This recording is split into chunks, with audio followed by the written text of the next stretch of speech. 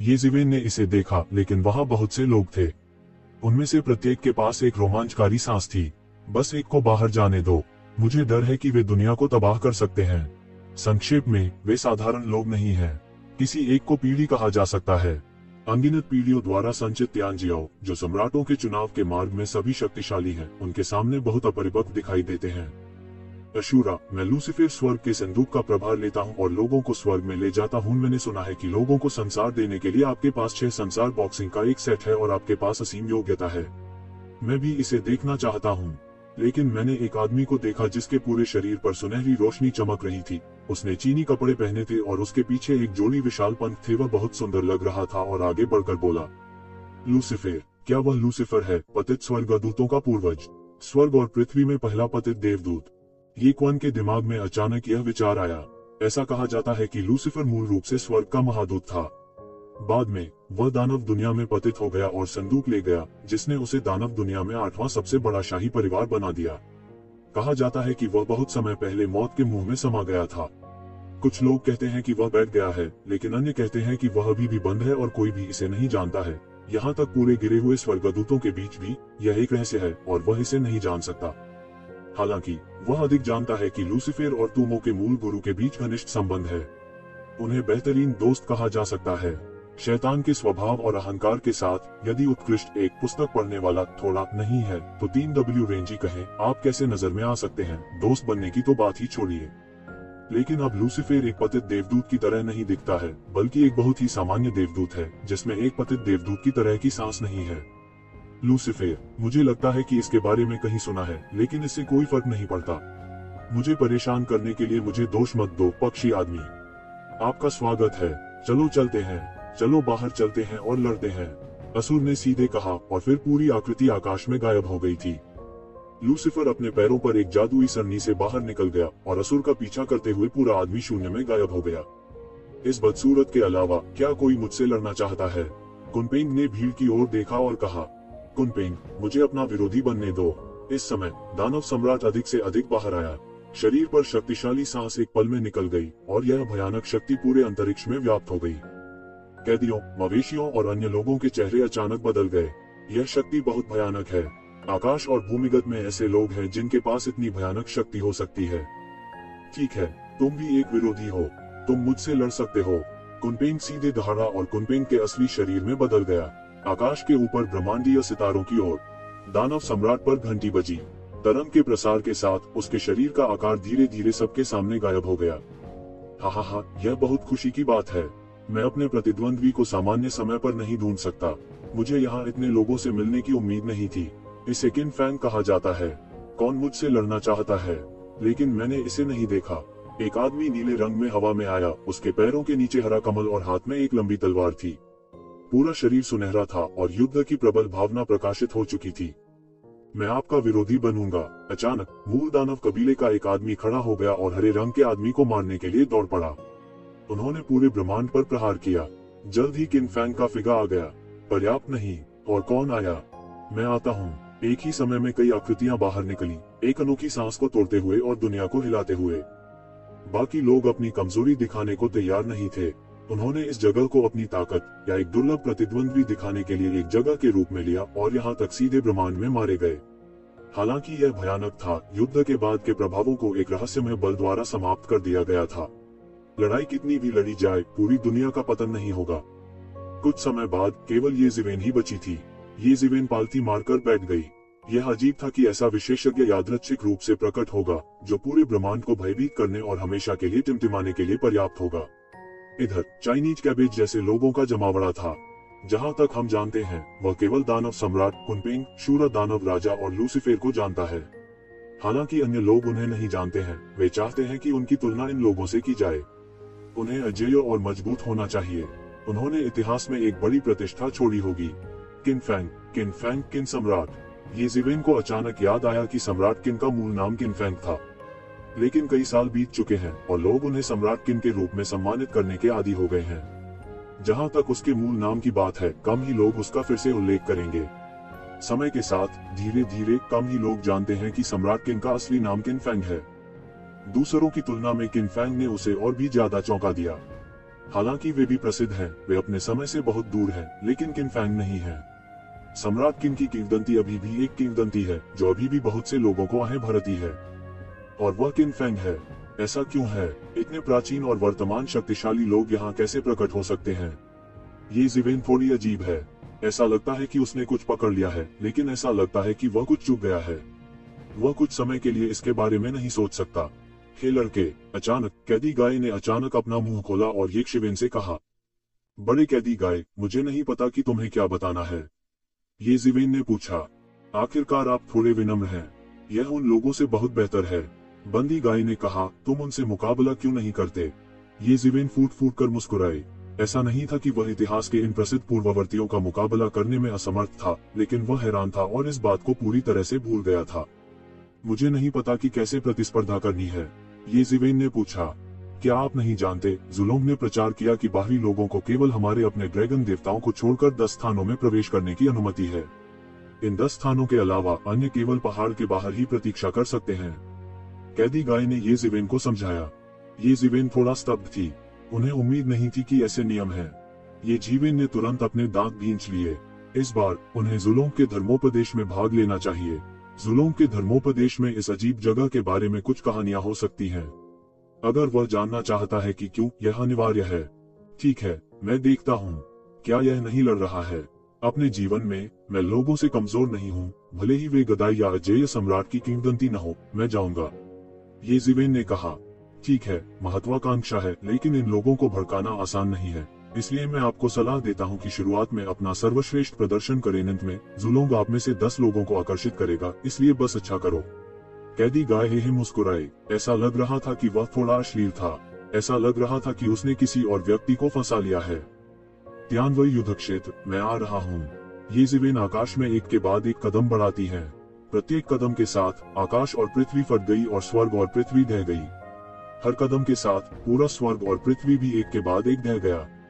दृश्य भयानक था। ये ज़िवेन युद्ध से भरा हुआ था और हर चीज को पूरी तरह से हराना चाहता था। एक पल में वह त्यानवाई युद्ध के मैदान में भाग गया। इस त्यानवाई युद्ध के मैदान में हर कोई पूरी तरह से लड़ चुका है और एक रेजिमेंट बन गया है, और कोई भी दुनिया पर हावी होने के लिए पर्याप्त है। अब अंदाजा लगाया जा सकता है कि यहाँ लड़ना और रेजिमेंट बनना कितना भयानक है। ये ज़िवेन की सांसें बहुत तेज हैं।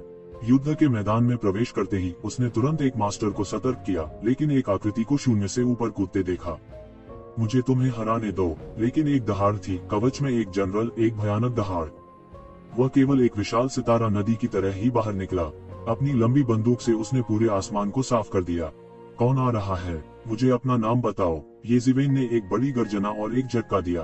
ब्रह्मांड उसकी 6 संसार मुट्ठी के साथ घूमा और फिर सीधे उस पर बमबारी की। मैं जियो बुफान हूँ। जनरल ने संकोच नहीं किया और सीधे ये ज़िवेन को अपना नाम बताया, लेकिन आक्रामक ने ये ज़िवेन को मारना जारी रखा। बूम! दोनों पक्षों के बीच टकराव से पूरे ब्रह्मांड में भी प्रतिध्वनि पैदा हो गई है। उज्जवल प्रकाश पूरे स्वर्ग और पृथ्वी पर चमकता है। अतीत को दूर से देखने पर लोगों को भयानक भ्रम होता है कि उनके हृदय ने उछलना बंद कर दिया है। दोनों पक्ष आपस में भिड़ गए। तू ज़िवेन गरिमा में दिखे। यह शख्स था जियो बुफान। उसे याद आया कि पूरे इतिहास में एक साधारण सेनापति था जो आकाश के खिलाफ चला और युद्ध सम्राट बन गया। वह इतिहास का सबसे मजबूत सेनापति था।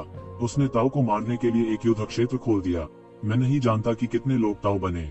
ऐसा कहा जाता है कि युद्ध के राजा और युद्ध संत ने इतनी शक्तिशाली ताकत पैदा की है क्योंकि उन्हें जियो बुफान की विरासत का हिस्सा मिला है। अंदाजा लगाया जा सकता है कि यह शख्स कितना भयानक है। वह सुनिश्चित हो सकता है कि जियो बुफान निश्चित रूप से इतिहास में भयानक युद्ध सम्राट नहीं है, अन्यथा यह उससे कहीं अधिक होना चाहिए। मेरा नाम ये ज़िवेन है। ये ज़िवेन ने भी अपना नाम बताया। यहाँ तक इतिहास के सबसे मजबूत सेनापति को भी काफी सम्मान बनाए रखना चाहिए। ऐसी शख्सियत का सम्मान भी किया जाना चाहिए। हाँ, तुम्हारी शारीरिक साधना अच्छी है। मुझसे लड़ना दुर्लभ है। जियो बुफान हंसी में फूट पड़ा, जिसने सितारों को चकनाचूर कर दिया और पूरे ब्रह्मांड को विस्फोट कर दिया। उसके पैरों के पास एक रथ दिखाई दिया, सितारों के पार दौड़ा और ये ज़िवेन की ओर लुढ़का। पूरे रथ को 9 स्वर्ण ड्रैगनों द्वारा खींचा गया था।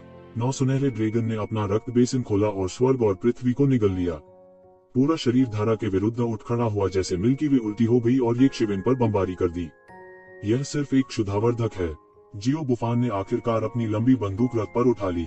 जैसे ही बंदूक का विचार निकला, दुनिया ढह गई। करने के लिए जारी। लंबे भाले ने एक आकाशगंगा भाला निकाला, जिससे पता चला कि उसकी ताकत कितनी भयानक थी। युद्ध की उसकी भावना बढ़ी और जल गई, पूरे आकाश में गिर गई। यक्षवेन नहीं झिझके। ब्रह्मांड के सबसे मजबूत युद्ध सम्राट के सामने उसे जरा सा भी भय नहीं था। अगर वह सबसे भारी चोटी तक पहुंचना चाहता है तो सबसे मजबूत को लड़ना होगा। इसके अलावा यह केवल युद्ध सम्राट का युवावस्था है, शिखर नहीं। इसे भी हराया नहीं जा सकता। उसकी हिम्मत कैसे हुई यह कहने की कि वह अंत तक आ सकता है।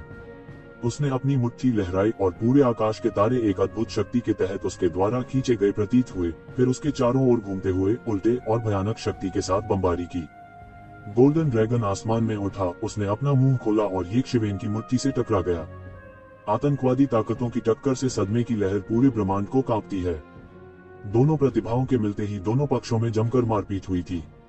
एक चीख के साथ एक गोल्डन ड्रैगन को यज़िवेन की मुट्ठी से कुचल दिया गया, जिससे उसकी मांसपेशियां और हड्डियां टूट गईं। यह भयानक था और अजगर का खून आसमान में बिखरा हुआ था। अतीत में यज़िवेन के शरीर की तुलना केवल ड्रैगन परिवार से की जा सकती थी। अब ड्रैगन परिवार के कुछ ही लोग बिना हार के उसके शरीर का विरोध कर सकते हैं। केवल अपने शरीर से ही वे अजेय गुरु भी हैं। हा, मजे करो और फिर से लड़ो। युद्ध के सम्राट ने रथ को शामिल किया, मोड़ा, यज़िवेन को फिर से मारा और नीचे गोता लगाया। वह अभी लड़ाई से नहीं हिले थे। लंबी बंदूक पूरे आसमान में दौड़ती है और लंबी बंदूक पर खून अभी भी टपक रहा है। यह दूर के वर्षों से उनके द्वारा मारे गए अजेय लोगों का खून है। अनगिनत वर्षों के बाद यह अभी भी पूरे ब्रह्मांड पर चमकते हुए अमर देवत्व स्वर्ण प्रकाश को बिखेर रहा है। जल्द ही यज़िवेन ने महसूस किया कि ये सुनहरे रक्त की बूंदें रक्त के समुद्र में बदल गईं। असीम, अनंत, यह कल्पना करना कठिन है कि रक्त का ऐसा समुद्र कैसे विकसित हुआ। इस रक्त में असीम शक्ति है। मुझे नहीं पता कि किस सर्वोच्च हस्ती ने इसे छोड़ा। आकाश के तारों ने अपना रंग खो दिया और एक पल में सुनहरी रोशनी में समा गए। यह एक विशाल युद्ध क्षेत्र है, एक विशाल युद्ध क्षेत्र जो एक खूनी महासागर द्वारा निर्मित है। इस युद्ध के मैदान में युद्ध सम्राट की शक्ति भी पराकाष्ठा पर पहुंच गई है। इस युद्ध के मैदान में मेरी ताकत अजेय है और मेरी बंदूक के नीचे सभी लोग भूत बन जाएंगे। युद्ध सम्राट की आवाज बेहद गरिमापूर्ण है और पूरे ब्रह्मांड में गूंजती है। वास्तव में मैं कोशिश करना चाहता हूँ, यज़िवेन ने धीरे से कहा कि उसका खून भी उसके शरीर में है। आखिरकार हर समय इन अजेय पात्रों से लड़ने का अवसर नहीं मिल सकता। यदि यह अपने चरम पर होता तो यज़िवेन को एक उंगली से कुचल कर मार दिया जाता और अब वह अपने बचपन में है। उसके विपरीत दोनों पक्ष जितना चाहें उतना लड़ सकते हैं। यज़िवेन ने अपने पैरों के नीचे से क्यूई तलवार की एक परत निकाली और उसे खून के सुनहरे समुद्र को चीरते हुए बाहर फैलने को कहा। इस युद्ध के मैदान को तोड़ने के लिए, अन्यथा युद्ध सम्राट की गति तब तक ढेर होती रहे। वह डरता है कि वह वास्तविक संकट में है। यज़िवेन ने देखा कि क्यूई ने जो तलवार काटी थी वह जल्द ही खून के समुद्र द्वारा निगल ली गई थी। इनमें से कोई भी तलवार क्यूई सितारों को काटने के लिए पर्याप्त थी। अब यह रक्त के इस समुद्र द्वारा निगल लिया गया है। अंदाजा लगाया जा सकता है कि ये खून का समुद्र कितना भयानक है। यज़िवेन का चेहरा अत्यंत गरिमा में था। युद्ध सम्राट अपेक्षा से अधिक शक्तिशाली था। वह अपनी युवावस्था में ही इतने शक्तिशाली थे। मैं उसके बाद पूरी दुनिया में लड़ने के शानदार दृश्य की कल्पना नहीं कर सकता। हालांकि वह डरता नहीं है। ऐसे ही हालात में उन्हें भरोसा है कि वह किसी से नहीं हारेंगे।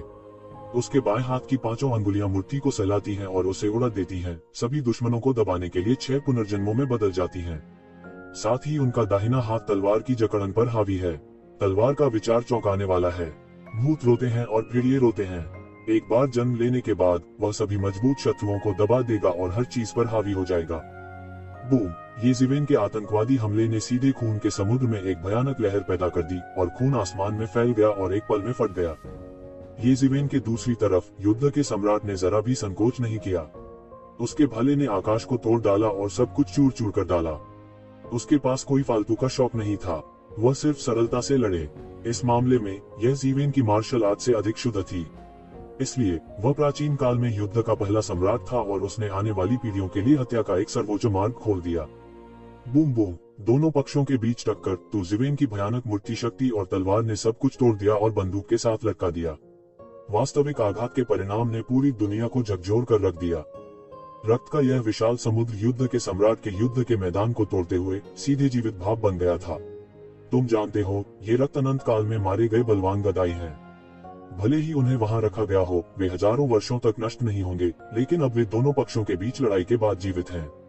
अंदाजा लगाया जा सकता है कि दोनों पक्षों के बीच लड़ाई का पैमाना कितना भयानक है। युद्ध सम्राट के शरीर में कुछ दरारें हैं। येज़िवेन के साथ लड़ाई में वह लड़ाई हार गया। जरूरी नहीं कि उसका शरीर येज़िवेन से बेहतर हो, लेकिन उसके गुप्त कौशल बेहतर हैं। उनके गुप्त तरीके सही नहीं है, लेकिन येज़िवेन पूर्ण शाही मार्शल आर्ट का उपयोग करते हैं जो अधिक शक्तिशाली है। लेकिन उसे रत्ती भर भी भय नहीं हुआ। एक विशाल गर्जना के साथ रथ उसके पैरों के नीचे दब गया।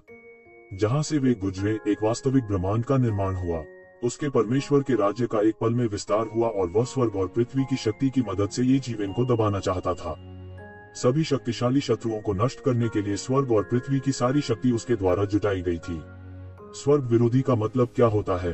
प्रसिद्ध लोग जिन्होंने उन वर्षों में दुनिया को हिला दिया, यहाँ तक उनकी युवावस्था में भी भयानक थे। यदि आप मुझे नष्ट करना चाहते हैं तो आप इसके बारे में सोच भी नहीं सकते। येज़िवेन ने तलवार से काट डाला। इस समय युद्ध के सम्राट ने उसे मार डाला था। उनके पैरों के नीचे रथ गायब हो गया था और पूरे ब्रह्मांड में बदल गया था। वह येज़िवेन को दबाता रहा, जबकि उसने खुद उसे एक भयानक गति से मार डाला और येज़िवेन के साथ युद्ध किया। दोनों पक्षों की चालें खुली और करीब, सीधी और सरल हैं, लेकिन अतीत को मारते समय एवेन्यू का कानून है जो पूरी दुनिया को गर्जना और डूब रहा है, जो बहुत भयानक है। टकराना, टकराना, टकराना। पलक झपकते ही येज़िवेन और युद्ध के सम्राट के बीच हजारों चालें चली गईं। प्रत्येक चाल दोनों पक्षों द्वारा अपना सर्वश्रेष्ठ प्रदर्शन करने के लिए की जाती है और अपने हाथों को बिल्कुल भी न रखने का साहस करती है। मुझे नहीं पता कि यह कितनी बार दूसरों से लड़ने से ज्यादा गंभीर है। एक छोटी सी गलती दूसरे पक्ष द्वारा मारे जाने का अंत हो सकती है। आप दूसरे पक्ष की कितनी भी सराहना करें, आप इस समय अपना हाथ बिल्कुल नहीं रख सकते। शीर्ष विशेषज्ञ इस तरह लड़ते हैं। मारने के लिए एक चाल ही काफी है। टकराना। येज़िवेन का शरीर नंगे हाथ था और एक बार फिर सम्राट की लंबी बंदूक पर विस्फोट हो गया। बादशाह की बंदूक की हथेली पर खून का सैलाब था और उसका शरीर बिखरा हुआ था। कड़े मुकाबले में वह पूरी तरह से हार गया। युद्ध सम्राट का चेहरा अंत में अत्यंत गरिमा में था। येज़िवेन की शारीरिक शक्ति उनकी प्रारंभिक अपेक्षा से पूरी तरह से अधिक थी। यह सबसे मजबूत सर्वश्रेष्ठ कलाकृतियों से भी अधिक भयानक था। उनकी लंबी बंदूक का विरोध करना कोई मुश्किल नहीं था। येज़िवेन की ताकत अद्वितीय है।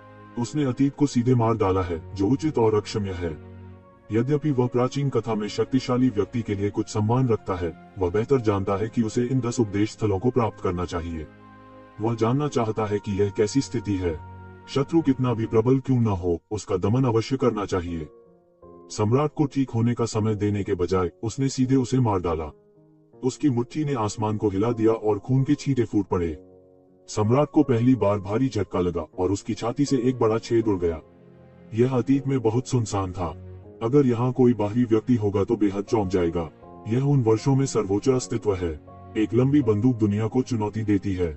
मैं कभी किसी दुश्मन से नहीं मिला, लेकिन अब यह बहुत दयनीय है।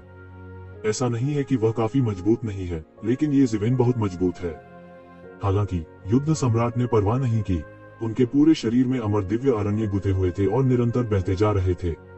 बूम! एक बार फिर लंबी बंदूकें चौंक गईं और उड़ गईं, क्योंकि सम्राट की बाहों को झटका लगा और खून की धुंध में फट गया, इसलिए वह अपनी लंबी बंदूक नहीं पकड़ सका। यह पूरी तरह से नुकसान की स्थिति में आ गया है। मूल रूप से उनके बीच का अंतर इतना बड़ा नहीं है, लेकिन एक बार जब येज़िवेन का पलड़ा भारी हो गया तो ये थोड़ा सा लाभ जल्दी से येज़िवेन द्वारा जब्त कर लिया जाएगा और एक दुर्गम अंतर में विस्तारित हो जाएगा। यह शीर्ष विशेषज्ञों की लड़ाई है, जो कि सामान्य लोगों की कल्पना से कहीं अधिक क्रूर है। टकराना, टकराना, टकराना। येज़िवेन ने अपना हाथ बिल्कुल नहीं रखा। उसने बार बार भारी हाथ दिया और युद्ध सम्राट पर बमबारी की। युद्ध सम्राट को कड़ी चोट लगने जैसा था। अनगिनत भारी झटकों से उसका पूरा शरीर एक ही बार में फट गया और कोई मूल प्रतिष्ठा नहीं थी। अजय व्यक्ति जिसने कभी ब्रह्मांड को हिलाया था, अब एक दुखद अंत पर आ गया है। भले ही वह अपनी युवावस्था में हार गया हो, लेकिन अगर यह फैल गया तो यह अभी भी दुनिया को हिला देने के लिए पर्याप्त है। और एक मजबूत व्यक्ति जो नहीं कर सकता, कल्पना कीजिए, बढ़ रहा है। युद्ध के सम्राट को एक बार पराजित करने के बाद येज़िवेन की गति शिखर पर चढ़ गई और शीर्ष पर शक्तिशाली हो गई। यद्यपि उसने काफी क्यूई और रक्त का सेवन किया, उसका राज्य शीर्ष पर चढ़ गया। यह एक अकल्पनीय स्थिति है। अब वह सामान्य चलन है, हर कोई जो उससे लड़ने की हिम्मत करता है। येज़िवेन आसमान तक गरजते हैं और तारे कांपने लगते हैं।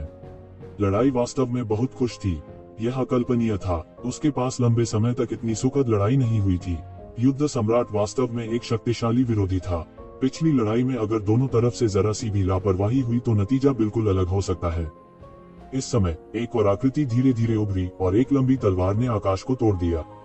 जब ये जीवेन प्रकट हुए तो उसे ये जीवेन के माथे पर लगाया गया था। एक पल में यह एक शिवेन के सिर में घुस गया था। खून खिल गया। करने के लिए जारी। लंबी तलवार एक पल में ये जीवेन के सिर में घुस गई और उसके सिर को छेद दिया। हालांकि इससे पहले की चीजें खेली जाती, ये जीवेन ने अचानक अपनी आंखें खोली, उनकी आंखों में अद्भुत रोशनी फूट पड़ी और उन्हें थप्पड़ मार दिया। बूम! शून्य हिल रहा था और शून्य का एक बड़ा क्षेत्र ढह गया। ये जीवेन ने एक फिगर को थप्पड़ मारा था। शरीर लगभग फट गया था और खून लगातार छलक रहा था। खांसी, खांसी, खांसी। आकृति पीछे हटती रही और खून खांसी करती रही। ये शिवेन का झटका भी उसे तुरंत चुभ गया। टकराना। एक बड़ी गर्जना के साथ ये जीवेन के माथे पर लगी लंबी तलवार टुकड़े टुकड़े हो गई और स्क्रैप लोहे में बदल गई। उसके सिर में झकझोरने वाला खून का छेद भी गजब की रफ्तार से ठीक हो रहा था, लेकिन उसका चेहरा भी पीला पड़ गया था। उसने अभी अभी जमीन पर कब्जे को लेकर हुए युद्ध में काफी जान गंवाई थी। इससे पहले कि वह पूरी तरह से ठीक हो पाता, वह फिर से गंभीर रूप से घायल हो गया और लगभग तलवार से मारा गया। यह लोगों को मार रहा है। यह तलवार वाकई भयानक है। भले ही उस समय ये जीवेन चरम पर नहीं थे, लेकिन उनकी गति शिखर पर चढ़ गई है। सामान्य हत्यारे इसे देखकर बहुत डर जाते हैं। इसे लेने का साहस तो दूर की बात है। यह अपने आप में मनुष्य की असाधारणता का प्रतिनिधित्व करता है। उस समय टू जीवेन की गति चरम पर पहुंच गई। वास्तव में कार्रवाई करने का यह सबसे अच्छा समय नहीं था। तथाकथित सामान्य प्रवृत्ति यह थी कि वह स्पष्ट रूप से एक पुस्तक पढ़ना एक उपन्यास नहीं था। सबसे अच्छी स्थिति में असंभव लगने वाले कई काम किए जा सकते हैं। सामान्य प्रवृत्ति के तहत हम उन्हें कर सकते हैं। जब हम उठते हैं तो हम अक्सर ऐसे काम करते हैं जो दूसरे नहीं कर सकते, लेकिन उसने किया। उसका साहस वास्तव में असाधारण है। यदि आप ये जीवेन की हत्या के दौरान उसे मारना चाहते हैं तो यह केवल इस समय है। जब ये जीवेन का जीवन फिर से चरम पर पहुंच जाता है तो इसे शुरू करना और भी मुश्किल हो जाता है। तो यह एक उपयुक्त शॉट है। जब यह शूटिंग के लिए उपयुक्त नहीं होता है, अगर आप इसे अच्छी तरह से समझ लेते हैं तो आप एक ही झटके में मार देंगे। अगर तुम इसे ठीक से नहीं समझोगे तो तुम मर जाओगे। जाहिर है, दूसरा पक्ष भी एक मास्टर स्तर का व्यक्ति है जो एक साथ हत्या करता है। ये जीवेन और सम्राट के बीच लड़ाई के बाद का परिणाम ही सामान्य ईश्वर राजा को मारने के लिए पर्याप्त था। वह उसके बगल में छिप सकता था और गतिहीन रूप से छिप सकता था, जिसने उसकी ताकत साबित कर दी। उसने ऊपर देखा और देखा कि वह आकृति शून्य में छिपने वाली थी, लेकिन उसने छाया छिपे हुए दानव कबीले को पकड़ लिया। वह छिपे हुए दानव परिवार का विशेषज्ञ भी है। इस दौरान वह कई बार छिपे हुए दानव परिवार से लड़ चुका है, इसलिए वह छिपे हुए दानव परिवार से भली भांति परिचित है। उनकी सांसें ये जीवेन अपनी गलती कभी नहीं मानेंगी। लेकिन छिपे हुए राक्षसों में केवल एक ही व्यक्ति होना चाहिए जो यहाँ प्रकट हो सके और ऐसी अद्भुत संहार शक्ति हो। वह छिपे हुए राक्षसों के इतिहास में छिपे पूर्वज हैं। यिंजू की ताकत वाकई कमाल की है। ऐसी अफवाहें हैं कि यिनजू ने एक बार सम्राट की हत्या कर दी थी। कोई नहीं जानता कि ऐसी अफवाहें सच है या गलत, लेकिन ऐसी अफवाहें फैलाने की हिम्मत खुद दर्शाती है कि यिनजू भयानक है। लेकिन अब जब यह आपके सिर पर है, तब ये जीवेन का मतलब उसे जाने देना नहीं था। जाना चाहता हूँ, ये जीवेन ने उपहास किया और एक पल में उसके शरीर पर अंतरिक्ष की लहरें दिखाई देने लगी। वह एक पल में दिया गया था और विभिन्न अंतरिक्ष कानूनों की लहरें अचानक उभरी। यह मूल रूप से उनका छिपने का स्थान था। पल भर में वह उसका पिंजरा बन गया। स्थानिक समझ के संदर्भ में तो जीवेन शीर्ष पर पहुंच गया है। अन्यथा यिंजू को वास्तव में नियंत्रित करना मुश्किल है, जिसके पास अंतरिक्ष में अद्भुत उपलब्धियां भी हैं। छिपे हुए पूर्वज लोगों को न केवल गति से बल्कि अंतरिक्ष की सर्वोच्च समझ से भी मार सकते हैं। यिंजू के शरीर का आकार जल्द ही उसे मिल गया था। निश्चित रूप से यह उनके अंतरिक्ष पिंजरे द्वारा नियंत्रित किया गया था। ये जीवेन के शरीर के आकार में उछाल आया और उसका खून चरम सीमा तक जल गया। उसने उस पर एक मुट्ठी से बमबारी की और 6 संसार मुट्ठी ने दुनिया को चौंका दिया। बूम! ये जीवेन ने एक मुक्के से यिंजू के शरीर पर प्रहार किया, लेकिन महत्वपूर्ण क्षण में एक धधकती हुई रोशनी उसकी छाती से टकराई और एक विशाल रक्त छिद्र को उड़ा दिया। दूरी में यिंजू की आकृति को पुनर्गठित किया गया था। अभी अभी टकराव में ये जीवेन बुरी तरह से घायल हो गया था, लेकिन ये जीवेन को कोई अच्छा रास्ता नहीं मिला और उसकी छाती छिद गई थी। यह पहली बार एक विशेषज्ञ जिसके पास हत्या करने की कला है, वास्तव में उसे सामने की लड़ाई में कड़ी टक्कर दे सकता है। हत्या करने की कला आश्चर्य में है। ललाट की लड़ाई की क्षमता स्वाभाविक रूप से बहुत खराब है। गुप्त दानव कुल भी सामान्य प्राणियों से अधिक बलवान है। यह कोई अपवाद नहीं है। ललाट लड़ाई वह नहीं है जो वे अच्छे हैं। हालांकि छिपे हुए राक्षस हाल के वर्षों में सुधार कर रहे हैं और सचेत रूप से सामान्य प्रतिभाओं के एक समूह को तैयार किया है जो आमने सामने लड़ने के लिए पर्याप्त है। प्रभाव वास्तव में काफी सीमित है, क्योंकि अन्य परिवारों की तुलना में उनमें भी ऐसे रहस्यों का अभाव है और क्षमताएं। इसलिए येशिवेन ने सोचा कि यह एक निश्चित बात थी। कौन जानता है, ऐसा कुछ था। यह उल्टा था। यिंजू का आतंक जितना उसने सोचा था उससे कहीं ज्यादा भयानक था। जब उसकी हत्या की गई तो वह अपनी गति के चरम पर उसे तलवार से बेच सकता था। आमने सामने की लड़ाई में वह अभी भी उसे भारी नुकसान पहुंचाने की क्षमता रखता था। ऐसी क्षमता बाद के छिपे हुए राक्षसों में नहीं देखी गई। वास्तव में वह युगों युगों में कई मायनों में एक शक्तिशाली हत्यारा था। यह पूरी तरह से लाइन से बाहर था। येजिवेन थोड़ा हिचकिचाए और तुरंत पाया कि येनेजू ने येजिवेन को फिर से मार डाला है। लंबी तलवार येजिवेन के सिर पर थमा दी गई थी, इसलिए उसे फिर से ऐसा करना पड़ा। वह तो शिवेन को पूरी तरह से उड़ा देना चाहता था। उसने ऐसा करने का जो साहस किया वह एक ऐसे अधर्मी व्यक्ति के बारे में था। टकराना। इस बार आप जीवेन कैसे तैयार नहीं हो सकते हैं। महत्वपूर्ण क्षण में उसकी आंखें अचानक खुल गईं, मोचन की आंख प्रकाश में फट गई, उसके सामने की जगह पूरी तरह से जम गई और दूसरी पार्टी की लंबी तलवार अंतरिक्ष में घुस गई, लेकिन पूरी तरह से जम गई। तो जीवेन ने बिजली की तरह गोली मारी और येनेजू को पूरी तरह से मारने के लिए अपनी मुट्ठी उड़ा दी। यिंजू का चेहरा अपरिवर्तित रहा, लेकिन उसका शरीर एक क्षैतिज गति की तरह था। वो येजिवेन की मुट्ठी की बमबारी से बचने के लिए सीधे पीछे की ओर चला गया और येजिवेन अचानक अपने पैरों पर खड़ा हो गया और सीधे उसके साथ हो लिया। यिंजू की गति पहले ही नजरों से ओझल थी। यह कहा जा सकता है कि वह बेजोड़ तेज था, लेकिन येजिवेन की गति केवल उससे तेज थी। वह हर मिनट उसके साथ पकड़ा भी गया। बूम! यह मुक्का सीधे यिंजू को लगा। टकराना। यिंजू का शरीर मौके पर ही टूट गया था और उसकी हड्डियां और मांस उड़ रहे थे। यह बहुत उदास लग रहा था।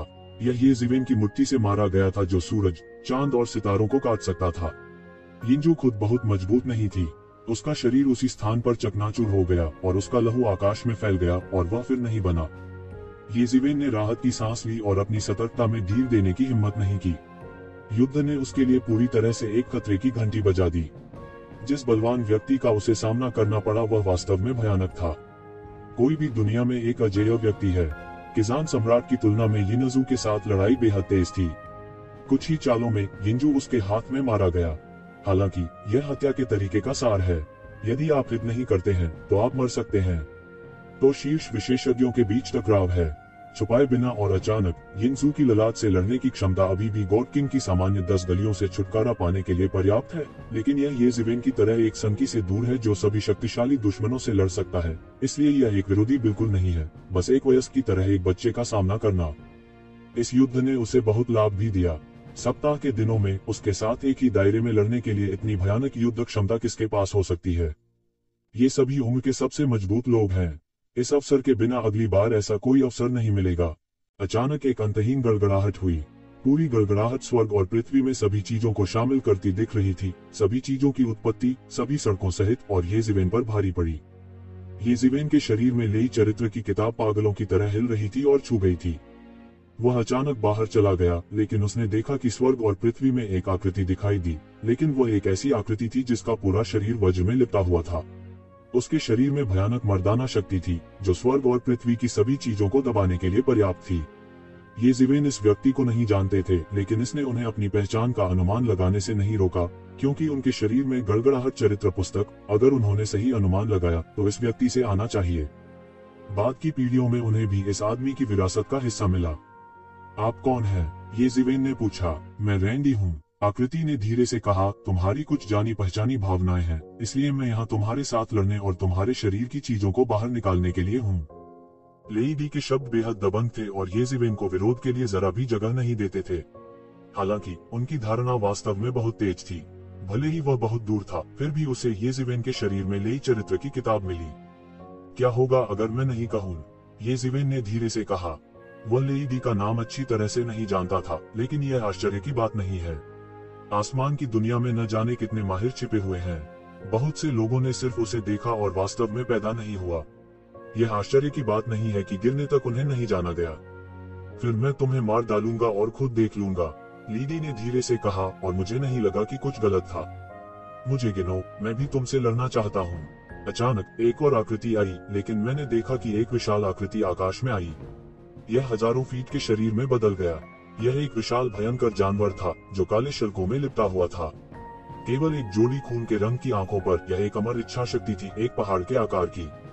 इसने लोगों को पूरी तरह से ठंडा कर दिया।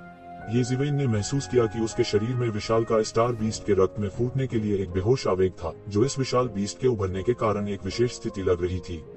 करने के लिए जारी जानवर पूर्वज। येज़िवेन ने अचानक अपने सामने विशाल जानवर की उत्पत्ति को पहचान लिया। कोष्टक कोष्टक। यह एक बारहैजा की दुनिया का पूर्वज था। बहुत समय पहले एक राक्षसी जानवर था जिसने दुनिया पर तबाही मचाई थी और एक काटने में दुनिया को निगल सकता था। इसके अलावा दुनिया जितनी अधिक नीली जाती है उतनी ही मजबूत ताकत होती है। अंत में इसने एक सम्राट को चौंका दिया और पृथ्वी से टकराया। अंत में इसने सम्राट की भारी क्षति की कीमत पर इस जानवर के पूर्वज को मार डाला। बादशाह की ताकत से उन सभी को भारी नुकसान उठाना पड़ा। आखिरकार उन्हें ठीक होने के लिए 10,000 साल के लिए बंद करना पड़ा। यह कल्पना की जा सकती है कि यह पशु पूर्वज कितना शक्तिशाली है। कुछ लोग कहते हैं कि पशु पूर्वज ने वास्तव में आत्मज्ञान के क्षेत्र में कदम रखा है। दूसरों का कहना है कि जानवर के पूर्वज ने सम्राट के दायरे में कदम नहीं रखा है, लेकिन अपनी प्राकृतिक जादुई शक्ति के आधार पर अजेय है। पशु के पूर्वज की उत्पत्ति कोई नहीं जानता। पैदा होते ही वह दुनिया में आपदा और अराजकता के स्तर पर पहुंच गया और उसे कोई भी नहीं रोक सकता। कुछ लोग कहते हैं कि वह अराजकता से पहले पैदा हुआ हो सकता है और अन्य कहते हैं कि वह एक भयंकर जानवर हो सकता है जिसे दूर के समय में पाला जा सकता है। अलग अलग राय हैं और यह बहुत ही उचित लगता है। अब तक उनमें से ज्यादातर अफवाहें हैं और वे अभी भी नहीं जान सकते कि उसका मूल क्या है। हालांकि पशु पूर्वजों ने स्वर्ग और सारी दुनिया में बहुत सारा खून छोड़ा था। अपवाद के बिना वे सभी विशाल भयंकर जानवर हैं। यद्यपि वे पशु पूर्वजों के जितने अच्छे नहीं हैं, वे परेशानी पैदा करने के लिए पर्याप्त हैं। येज़िवेन के शरीर में स्टार विशाल जानवर का खून वास्तव में जानवर के पूर्वजों द्वारा उन वर्षों में छोड़ा गया खून था, इसलिए जानवर का पूर्वज अभी प्रकट हुआ था और उसके शरीर में स्टार विशाल जानवर का खून प्रभावित हुआ था और जल्दी से चले गए। स्टार बीस्ट के रक्त में शामिल होने के बाद येज़िवेन ने उसे मिटाया नहीं। पहले तो उसके पास क्षमता नहीं थी। बाद में उन्होंने यह भी माना कि उनके पास पशु पूर्वज के स्तर तक विकसित होने का अवसर हो सकता है, इसलिए उनके पास वास्तव में सम्राट के खिलाफ लड़ने की क्षमता थी, चाहे कुछ भी हो। अत्यंत भयानक है। ये दोनों ऐसे लोग हैं जिनका उससे बहुत लेना देना है। जानवर पूर्वज और लेईदी किसी को भी एक शक्तिशाली प्रतिद्वंद्वी कहा जा सकता है। अब दोनों साथ नजर आ रहे हैं। येज़िवेन की अभिव्यक्ति में भी कुछ अभूतपूर्व खून है। बूम! लेईदी के हाथ में एक जादू की छड़ी दिखाई दी। छड़ी आसमान से अनगिनत गड़गड़ाहट के साथ गिरी और नीचे गिर गई। यह बहुत बड़ा था और ब्रह्मांड के केंद्र जैसा था। रैंडी ने सीधे किया। 6 पुनर्जन्म दुनिया को हिला देते हैं। येज़िवेन दहाड़ा। नंगे हाथों से उसने एक वार से दूसरे के वज्र पर प्रहार किया। एक झटके के साथ वह आकाश में मूर्ति की छाया में बदल गया और बिना हाथ छोड़े लेईदी की वज्र शक्ति से टकरा गया। टकराना, टकराना, टकराना। हर बार जब तू ज़िवेन गड़गड़ाहट के बल से टकराता है तो सोने और लोहे की आवाज जैसी आवाज होगी, जैसे लोहे के औजारों के 2 समूहों की भयंकर टक्कर। येज़िवेन का क्यूई और खून जल रहा है। यह एक दुर्लभ अवसर है। मुझे डर है कि प्राचीन काल से ऐसे अवसर कम ही रहे हैं। लेईदी के तरीके अद्भुत हैं। सभी प्रकार की गड़गड़ाहट विधियां अत्यंत रहस्यमयी और चकाचौंध करने वाली हैं। यहाँ तक अगर येज़िवेन के पास लेई चरित्र पुस्तकें हैं तो वह दिन ब दिन उनका अध्ययन करता है। हालांकि लेईदी की तुलना में जो गड़गड़ाहट और ताओवाद के कानून में माहिर हैं, वह अभी भी बहुत खराब है। उन्होंने कई बेहतरीन चालों और जादुई शक्तियों के बारे में कभी नहीं सुना है। बूम! शक्तिशाली पशु पूर्वज भी युद्ध समूह में शामिल हो गए। पूरा शरीर सबसे मजबूत कलाकृति है। यह अजेय है। यदि यह सीधे गड़गड़ाहट में प्रवेश करता है तो यह प्रभावित नहीं होगा। दोनों उस्तादों ने ज्यादा कुछ नहीं कहा, इसलिए उन्होंने संयुक्त रूप से येज़िवेन पर हमला किया और उनका पीछा किया। येज़िवेन को टक्कर देने के लिए कोई भी काफी है। अब दोनों एक साथ काम करते हैं, जिससे येज़िवेन पल भर में नुकसान में पड़ जाती है। 6 संसार, वर्चस्व की तलवार, आसमान पर मुने और प्रिंट करें। येज़िवेन के विभिन्न साधन अक्सर होते हैं। उन्होंने अपनी मार्शल आर्ट को शीर्ष तक विकसित किया है। वह अपना हाथ रखने की बिल्कुल भी हिम्मत नहीं करता है। अगर उसने अपना हाथ जरा भी रखा तो वह मर जाएगा। साथ ही उन्होंने अपनी क्षमता को भी शीर्ष पर पहुंचाया। केवल इस मामले में ही वह प्रगति कर सकता है। इनमें से कोई एक व्यक्ति कभी एक युग में रहता था और अब वे यहाँ केंद्रित हैं, जो निश्चित रूप से इच्छा शक्ति का सबसे भयानक प्रकटीकरण है। यदि येज़िवेन अजेय होना चाहते हैं और एक अभूतपूर्व मार्ग पर चलना चाहते हैं, तो इन लोगों को अतीत की बाधाओं को दूर करना होगा। हालांकि अपनी युवावस्था में ताओ तक पहुंचने से पहले वे बहुत कठिन रहे हैं। कितना भयानक होगा अगर भविष्य में एक दिन उन्हें अपने असली स्व का सामना करना पड़े। मार डालो, खून का रास्ता मारो। मुझे उपदेश देने के लिए जुल्म की योग्यता प्राप्त करनी चाहिए। येज़िवेन ने दहाड़ा, जो 10 साल बाद उनकी निर्णायक लड़ाई से संबंधित था और इसमें देरी नहीं की जा सकती थी। उसे आगे बढ़ने से कोई नहीं रोक सकता। वज्र पर वज्र सम्राट का पैर वज्र के अवतार जैसा है। यह अतुलनीय आतंक है। गड़गड़ाहट के किसी भी छोटे बल को हजारों बार परिष्कृत किया गया है, जो सितारों को नष्ट करने के लिए पर्याप्त है। अब यह सब येज़िवेन पर फूट पड़ा है। इस समय येज़िवेन के शरीर में लेई चरित्र की किताब अचानक उड़ गई। अपने नियंत्रण में उसने इन गड़गड़ाहट की ऊर्जा को अवशोषित कर लिया और लगातार मजबूत होता जा रहा है और बदल रहा है। आपके पास वज्र तावीज क्यों है? लेईदी थोड़ा स्तब्ध हुए बिना नहीं रह सकी। उसने यह नहीं सोचा था कि येज़िवेन के पास वज्र तावीज भी था, जो उसके शरीर में वज्र तावीज से अधिक शक्तिशाली और परिपूर्ण था। इसमें अजीब क्या है? भविष्य में मौका मिलने पर मैं आपको फिर से बताऊंगा। येज़िवेन की दहाड़ ने लेईदी को मार डाला। उसकी डिग्री ने ध्वनि अवरोध को तोड़ दिया है और शून्य पूरी तरह टूट गया है। टकराना। येज़िवेन ने लेईदी को घूंसा मारा और लेईदी के शरीर पर एक कवच दिखाई दिया। लेईदी के कवच ने तुरंत लेईदी की रक्षा की, लेकिन यह काम नहीं किया। येज़िवेन की मूर्ति की शक्ति बहुत भयानक थी। उसने लेईदी के शरीर के कवच को एक जोरदार प्रहार से उड़ा दिया और लेईदी को खुद एक झटका लगा। उफ! मुंह भर खून के साथ लेईदी उल्टा उड़ गया। उसे नहीं पता था कि कितने सितारे टूट गए थे। उसकी आंखें अभी भी अविश्वसनीय थीं। येज़िवेन बहुत मजबूत है। दूसरी ओर पशु पूर्वज के विशाल शरीर को सीधे नीचे लुढ़का दिया गया है और एक पंजा ऊंचा है, लेकिन यह सपाट हो जाता है। इसमें एक गुप्त कौशल है जो स्वर्ग और पृथ्वी को नष्ट कर सकता है और इसमें अनगिनत रास्ते शामिल हैं। टकराना। येज़िवेन घूमा और उसी 6 संसार मूर्ति से मारा जो जानवर के पूर्वज के पंजे से टकरा गया था। कब सोने और लोहे की आवाज जैसी आवाज फूटती है और सुनहरे और लोहे के घोड़े अत्यंत भयानक होते हैं। येज़िवेन एक के बाद एक कुछ कदम पीछे हटे और उनका पूरा शरीर कांपने लगा। माँ में पशु पूर्वज का शरीर उसकी सोच से भी ज्यादा भयानक था। उन्होंने गोल्डन ड्रैगन किंग को लगभग पीछे छोड़ दिया था। वह अत्यंत बलवान था और उसकी तुलना उससे की जा सकती थी। आमतौर पर बोलना, वास्तव में येज़िवेन को मजबूत होना चाहिए। आखिरकार येज़िवेन का दायरा कम है। उधर पशु पूर्वज भी प्रतिपूर्ति करते रहे। उसके पंजों में खून का बड़ा छेद हो गया था और खून बहता रहता था। अभी अभी की लड़ाई में उसे येज़िवेन से बहुत नुकसान हुआ। येज़िवेन ने अपने कुंग फू का इस्तेमाल पक्षाघात की भावना को मारने के लिए किया। इस समय लेईदी ने उसे फिर से मार डाला। उनकी डिग्री ब्रह्मांड में सबसे तेज बिजली की तरह थी। एक पल में वो येज़िवेन के सामने आ गया। गड़गड़ाहट के कर्मचारी एक लंबी बंदूक की तरह बाहर निकल गए और सदमे की लहर ने सीधे येज़िवेन के गले को काट दिया। टकराना। महत्वपूर्ण क्षण में येज़िवेन ने घातक आघात को रोकने के लिए अपना हाथ उठाया, जो स्पष्ट रूप से उसे मरने देने के लिए था, लेकिन उसने इसे रोक दिया। मरो, आकाश को घुमाओ। येज़िवेन ने इस अवसर का लाभ उठाया। यहाँ तक जब लेईदी ने कोई प्रतिक्रिया नहीं दी, तो उन्होंने सीधे आसमान को मोड़ने वाली सील को नीचे गिरा दिया। टकराना। एक नीरस गुनगुनाहट के साथ लेईदी का पूरा शरीर उल्टा उड़ गया। एक मुंह भर खून के साथ उल्टी हो गई। एक बड़ा नुकसान हुआ और येज़िवेन के भारी हाथ से मारा गया। यह कल्पना की जा सकती है कि भले ही वह उम्र भर किताबों के साथ एक मजबूत आदमी हो, लेईदी वह इस समय अभिभूत महसूस करता है। बूम! येज़िवेन को भी सीधे गोली मारी गई थी।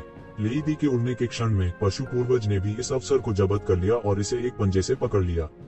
शक्तिशाली जानवर का पंजा यहाँ तक येज़िवेन के शरीर को छेद दिया गया था और उसका खून छलक आया, जिससे उसे सीधे चोट लगी। येज़िवेन बहुत गुस्से में थी, लेकिन इस समय वह यहाँ नहीं था। नहीं तो उसे इतना बड़ा नुकसान निश्चित तौर पर नहीं होता।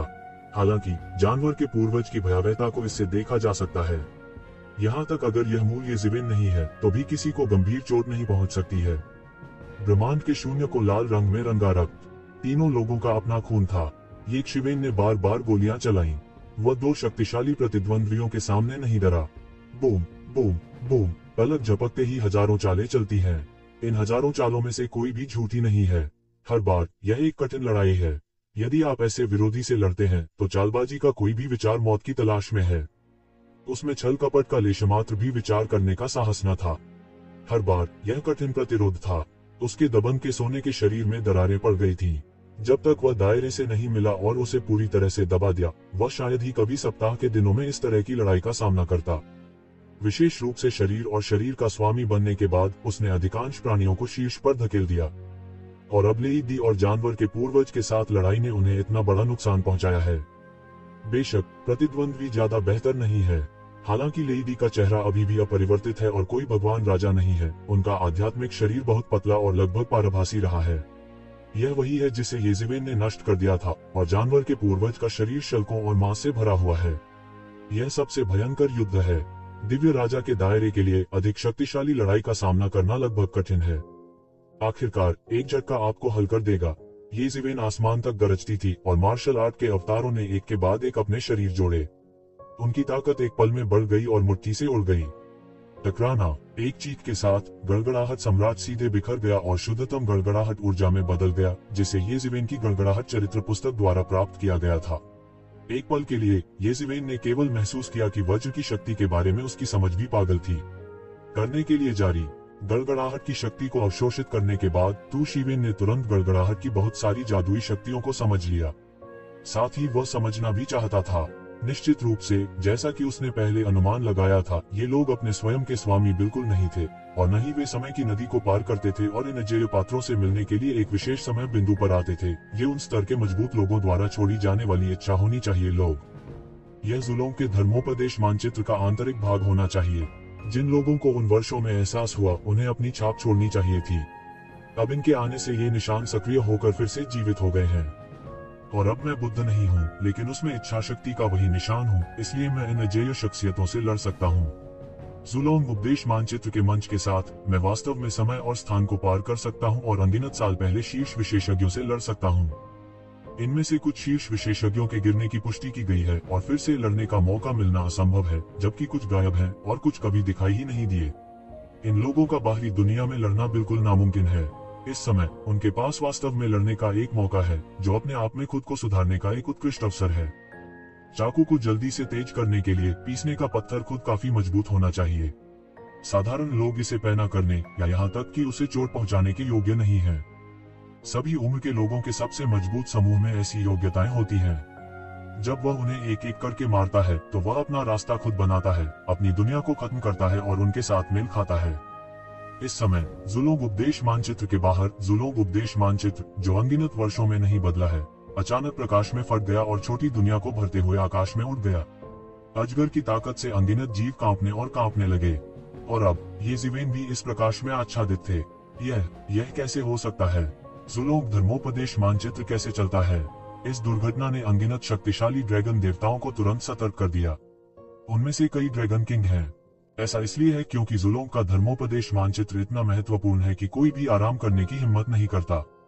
यह परिवर्तन, क्या येज़ेबेल ने वास्तव में जुलोंग धर्मोपदेश मानचित्र में मजबूत के निशान को छू लिया? किसी ने कहा, नहीं, लाखों वर्षों से किसी ने भी मजबूत के निशान को नहीं छुआ है। आखिरी व्यक्ति जिसने मजबूत के निशान को छुआ है, सम्राट किम को समझने का समय होना चाहिए। कुछ लोग एयर कंडीशनिंग की सांस लेने से खुद को रोक नहीं पाते हैं। कई युवा लोगों ने कभी इस बदलाव को देखा भी नहीं है। उन्होंने केवल किंवदंती में इस स्थिति के बारे में सुना है। वे मदद नहीं कर सकते हैं, लेकिन ठंड महसूस करते हैं और अपने पैरों के तलवों से सीधे माथे पर दौड़ते हैं। क्या वास्तव में उन सम्राटों के साथ तुलना करने की क्षमता है? किसी ने अटकलों से काम दिया। आप जानते हैं, जुलोंग धर्मोपदेश मानचित्र में जो लोग एक निशान छोड़ सकते हैं और निशान को छू सकते हैं, वे भगवान के बिना राजा नहीं हैं, बल्कि ब्रह्मांड में सबसे शक्तिशाली व्यक्ति भी हैं जिन्होंने एक युग पार किया है। कई शक्तिशाली नस्लों के संस्थापक हैं। ऐसे पात्र, अर्थात वे सम्राट नहीं हैं, बल्कि इतिहास की लंबी नदी में भी अपनी प्रतिष्ठा छोड़ गए हैं। उनमें से कुछ भी, वे सभी संदेह करते हैं कि वे अभी भी जीवित हैं, लेकिन वे पैदा नहीं हुए हैं और ऐसे आंकड़ों के साथ तुलना की जा सकती है। येज़ेबेल की क्षमता वास्तव में अद्भुत है। बहुत से लोगों को येज़ेबेल को अंदर जाने देने का पछतावा है, क्योंकि उन्हें उम्मीद नहीं थी कि येज़ेबेल वास्तव में यह कदम उठा सकते हैं, जिसने जुलोंग धर्मोपदेश मानचित्र में गदाई के मजबूत आदमी के निशान को छू लिया। इन सभी ने प्राचीन काल से ही महान उपलब्धियां हासिल की हैं। उनमें से कोई भी अनगिनत वर्षों से ऐसा नहीं कर पाया है। यह सोचकर वे थोड़ा उदास महसूस करने और ऐसे खजाने की रखवाली करने में मदद नहीं कर सकते थे, लेकिन वे जुलोंग के धर्मोपदेश मानचित्र की शक्ति को पूरी तरह से नियंत्रित नहीं कर सके। ड्रैगन परिवार के पुराने पूर्वज के अनुसार, जुलोंग प्रवचन मानचित्र बनाने वाले पुराने पूर्वज ने कहा, ज्यादातर लोग जुलोंग के धर्मोपदेश मानचित्र को समझना चाहते हैं, अवलोकन से ज्यादा कुछ नहीं। यदि आप मार्शल आर्ट को समझते हैं, तो आप कितना समझ सकते हैं? सब कुछ इस बात पर निर्भर करता है कि आप में कितनी प्रतिभा है। हालांकि अगर हम जुलोंग उपदेश मानचित्र को छू सकते हैं और स्वर्ग और पृथ्वी में बिखरी जुलोंग की आत्मा को सक्रिय कर सकते हैं, तो यह पूरी तरह से अलग होगा। ऐसा कहा जाता है कि जुलोंग व्यक्तिगत रूप से उनके लिए प्रकट और प्रचार करेंगे। एक सम्राट के लिए व्यक्तिगत रूप से प्रचार करना कितना अद्भुत प्रभाव और गौरव होगा। यह कल्पना की जा सकती है कि ड्रैगन परिवार में किसी ने भी लंबे समय तक ऐसी महिमा का आनंद नहीं लिया है। वे कितने उदास हैं। येज़िवेन वास्तव में अद्भुत है। वह वास्तव में एक असली ड्रैगन के रूप में आकाश में उड़ना चाहता है। कुछ लोग आह भरने में मदद नहीं कर सकते। ड्रैगन कबीले में कई युवा पीढ़ी के मास्टर्स ने येज़िवेन के साथ प्रतिस्पर्धा करने के बारे में सोचना पूरी तरह से बंद कर दिया है। क्या तुम मजाक कर रहे हो? यह आदमी एक ऐसी शख्सियत है जिसकी तुलना पिछले राजवंशों के सबसे मजबूत लोगों से की जा सकती है। यदि आप अपनी तुलना उससे करते हैं तो क्या वह मृत्यु की तलाश में नहीं है? बहुत से लोगों के पास अभी भी अपना स्वयं का ज्ञान है। इस समय येज़िवेन को नहीं पता था कि बाहर हंगामा हो रहा था। उसकी नजर जानवर के पूर्वज पर पड़ी। इस समय जानवर का पूर्वज पहले ही टूट चुका था। येज़िवेन के साथ बार बार भयंकर लड़ाई के बाद वह बहुत थका हुआ महसूस कर रहा था। इस समय येज़िवेन के हाथ में गड़गड़ाहट की शक्ति स्पष्ट हो गई। यह वज्र कर्मचारी निकला। उन्होंने वज्र की शक्ति की अपनी समझ के साथ एक थकी हुई गड़गड़ाहट प्रदर्शनी की निंदा की, जो वज्र की सर्वोच्च शक्ति का प्रतीक थी। बहुत खूब। अनगिनत गड़गड़ाहट की शक्ति थंडर ड्रैगन की तरह पशु पूर्वजों को मार डाला। इस समय येज़िवेन वर्तमान लेई सम्राट के उत्थान की तरह था, लेकिन यह लेई सम्राट की तुलना में अधिक भयानक था। गड़गड़ाहट के बल का गला घोंटने के तहत जानवर का पूर्वज चिल्लाता रहा और दहाड़ता रहा और अपना मुंह भी खोला। वज्र के बल को पूरी तरह से भस्म करने की कोशिश कर रहा था। यदि बुद्ध यहाँ होते तो चरण समानता का क्षेत्र भी आकाश को निगलने और पृथ्वी को भस्म करने के लिए पर्याप्त होता। अब यह केवल सच्ची भावना का स्पर्श है, लेकिन ऐसा करना असंभव है। येज़िवेन के आक्रामक लगातार गला घोंटने के कारण यह पूरी तरह से खून की बारिश में बदल गया, जिसे येज़िवेन ने अवशोषित कर लिया था। येज़िवेन महसूस कर सकता था कि उसके शरीर में विशाल सितारा जानवर से संबंधित रक्त एक अद्भुत डिग्री के साथ बदल रहा था, ठीक उसी तरह जैसे जानवर अपनी पूंछ जलाकर मनुष्यों में बदल गए, जो निम्न स्तर से उच्च स्तर में परिवर्तन था। स्टार विशाल जानवर का उसका खून पैतृक रक्त सार के इस समूह से प्रभावित था और यहाँ तक एक सांस में पैतृक रक्त में बदलने का अवसर भी ले लिया। उस समय एक बार जब येज़िवेन जानवर के पूर्वज का वास्तविक शरीर बन जाता है तो शुद्ध शक्ति कई गुना बढ़ सकती है। केवल मांस के संदर्भ में पशु पूर्वज वास्तव में सबसे शक्तिशाली में से एक है जिसे येज़िवेन देखते हैं। निरंतर साधना के माध्यम से प्राप्त किए गए येज़िवेन के मजबूत शरीर से अलग पशु पूर्वज लगभग एक प्राकृतिक रक्त है। वह अजेय है। उसने सम्राट को चुनौती देने का साहस किया। वह निश्चित नहीं है उसकी ऐसा करने की हिम्मत कैसे हुई। जानवर के पूर्वज के रक्त को अवशोषित करने के बाद येज़िवेन ने महसूस किया कि वह फिर से मजबूत हो गया था, लेकिन तभी उसने महसूस किया कि एक कोमल प्रकाश ने खुद को ढंक लिया है। जब उसने प्रतिक्रिया की तो उसने पाया कि वह पहले से ही एक विशाल पुलपिट पर था, जो अंतहीन ड्रैगन देवताओं से घिरा हुआ था, प्रत्येक एक क्रूर नजर के साथ, और उसका शरीर एक तेज सांस के साथ बिखरा हुआ था। भले ही वह सच्ची आत्मा का निशान हो, यह है अत्यधिक शक्तिशाली भी। ज़ुलोंग धर्मोपदेश मानचित्र का उपयोग एक ही समय में एक शक्तिशाली जादू हथियार के रूप में किया जा सकता है। यह इन ड्रैगन देवताओं से अविभाज्य है। यह एक बार अपने आप उड़ गया और ड्रैगन परिवार को बचा लिया। इन ड्रैगन लोगों की आंखें एक के बाद एक झुकी हुई थी, जबकि येज़िवेन ने परवाह नहीं की और इसे बिल्कुल भी दिल पर नहीं लिया। वह पहले फ्यूटन पर आजादी से बैठा था। आकाश की ओर देखते हुए एक विशाल आकृति ज़ुलोंग उभरती हुई दिखाई देती है।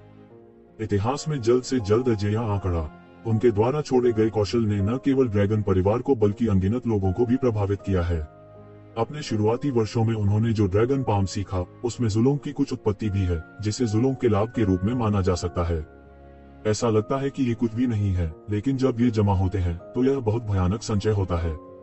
कोई कारण नहीं है कि ड्रैगन द्वीप अनगिनत वर्षों तक स्वर्ग और पृथ्वी पर खड़ा हो सकता है। बहुत से लोगों ने ज़ुलोंग की कृपा प्राप्त की है। येज़िवेन के बगल में 9 फ्यूटन पंक्तिबद्ध हैं, जो शेष 9 स्थान होने चाहिए। ऐसा लगता है कि वह पहला है। इसमें कोई संदेह नहीं है कि जो लोग इन 10 लोगों की प्रतिस्पर्धा से इन 10 के लिए लड़ सकते हैं, वे मजबूत के बीच मजबूत हैं, जो असामान्य है। सम्राट भी असफल हो सकता है। आखिरकार जब सम्राट छोटा था तो अनगिनत विरोधी थे। हालांकि सबसे मजबूत कभी भी अंतिम चरण को पार नहीं कर पाए, लेकिन वे इस क्षेत्र में सम्राट से भी बदतर नहीं हो सकते। उनके अपने शक्तिशाली साधन थे, पर वे अज्ञात थे। दूसरा आगमन दानव सम्राट है। उसे कोई घाव भी नहीं है। यह बहुत शांत दिखता है। यह सभी चोटों को भी मार सकता है। बेशक यह सभी तरह से कुचलने की अधिक संभावना है। यदि येज़िवेन केवल एक प्रतिद्वंद्वी से मिले तो वह ऐसा करने में सक्षम हो सकता है, लेकिन उसने एक के बाद एक 4 अजेय आंकड़े काट दिए, जिससे उसे अनिवार्य रूप से चोट लगी। दानव सम्राट के बाद कुनपेंग भी फ्यूटन पर दिखाई दिए, लेकिन वह थोड़ा शर्मिंदा दिखे। उसने गर्व से चारों ओर देखा। मौजूदा 2 लोग उससे भी तेज थे और वह कुछ उदास और शातिर दिखने के अलावा कुछ नहीं कर सकता था। उसने येशिवेन पर एक नजर डाली। उसने महसूस किया कि येशिवेन का खुद के साथ कुछ संबंध है, लेकिन वह इसका पता नहीं लगा सका। उनके बाद सम्राट किन भी फ्यूटन पर दिखाई दिए। कुछ चोटें गंभीर नहीं थी, लेकिन अभी लिएन चान में कई मजबूत लोगों द्वारा उन्हें भी चोट लगी थी। किन सम्राट के बाद यह शूरा शैतान था जिसने एक बार 6 संसार मुक्केबाजी का अजेय आंकड़ा बनाया था। इसलिए येशिवेन ने एक और नजर डाली और कहा कि ऐसा लगता है कि ये लोग उसके साथ जुड़े हुए हैं और उन्हें दूर के समय में मिलने का अवसर मिला है। हालांकि शूरा शैतान की उपस्थिति लूसीफर की विफलता का प्रतिनिधित्व करती है। जिस स्तर के बलवान व्यक्ति को अपनी पहचान दानव जगत के 8वें सबसे बड़े राजघराने के रूप में स्वीकार करनी पड़ी, वह भी असफल होगा। करने के लिए जारी। राक्षसों की दुनिया में लूसीफर एक बूढ़ा और शक्तिशाली व्यक्ति है। वह अपनी ताकत से लगभग पूरी दानव दुनिया को वश में कर लेता है, जिससे फॉलन एंजल परिवार को एक पैर जमाने में मदद मिलती है। इसने फॉलन एंजल परिवार का कौशल भी बनाया। फॉलन एंजल परिवार को जादू कौशल की ओर मुड़ने दे और फॉलन एंजल परिवार के स्वर्ग और पृथ्वी का एक टुकड़ा खेला। राक्षसों के अलावा यह सबसे प्रसिद्ध व्यक्ति है, लेकिन अब ऐसा लगता है कि लूसीफर राक्षसों की दुनिया में नहीं आया है। वह अभी भी एक वास्तविक पक्षी आदमी होना चाहिए। हालांकि अगर लिंगफेई को पता था कि वह अपने पूर्वजों से इतनी घृणा करती है, तो जियोनिजी हार नहीं मानेगा। हालांकि 5वें व्यक्ति के बाद 6ठा व्यक्ति भी शीघ्र ही प्रकट हो गया। इस व्यक्ति ने एक बड़ा तिपाही पकड़ा हुआ था, जिससे दवा की मोटी गंध आ रही थी और उसकी आंखें बहुत गहरी थीं। पिछले कुछ लोगों की तुलना में यह संवेग के मामले में भी बदतर नहीं है। सम्राट शेनोंग। येशी ने इस आदमी की उत्पत्ति को नहीं पहचाना, लेकिन किन सम्राट ने फुसफुसाकर उसकी पहचान बताई। इन लोगों में तुजिवेन को छोड़कर ऐसा लगता है कि केवल सम्राट किन की उम्र हाल ही में हुई है। यह आश्चर्य की बात नहीं है कि वह सम्राट शेनोंग को पहचान सकता है। येशिवेन तुरंत चौंक गई। मानव जाति के उत्थान की प्रक्रिया में मानव जाति के 3 पूर्वजों ने प्रतिरोध का सींग उठाया, लेकिन स्वर्ग, पृथ्वी और मनुष्य के 3 सम्राटों ने वास्तव में मानव जाति को तेजी से विकास के मार्ग पर ला खड़ा किया। उसके बाद 5 सम्राटों ने मानव जाति की स्थिति को पूरी तरह से स्थापित कर दिया। 3 पर 1 बेन पढ़ना। उपन्यास सम्राटों में पृथ्वी सम्राट सबसे अधिक बलिदानी है। अब तक सभी तरह की घास चखने की किंवदंती फैली हुई है। ऐसा लगता है कि बड़ा तिपाही बाद की पीढ़ियों का शेनोंग तिपाही होना चाहिए। इसे अब तक शेनोंग तिपाही नहीं माना जाना चाहिए।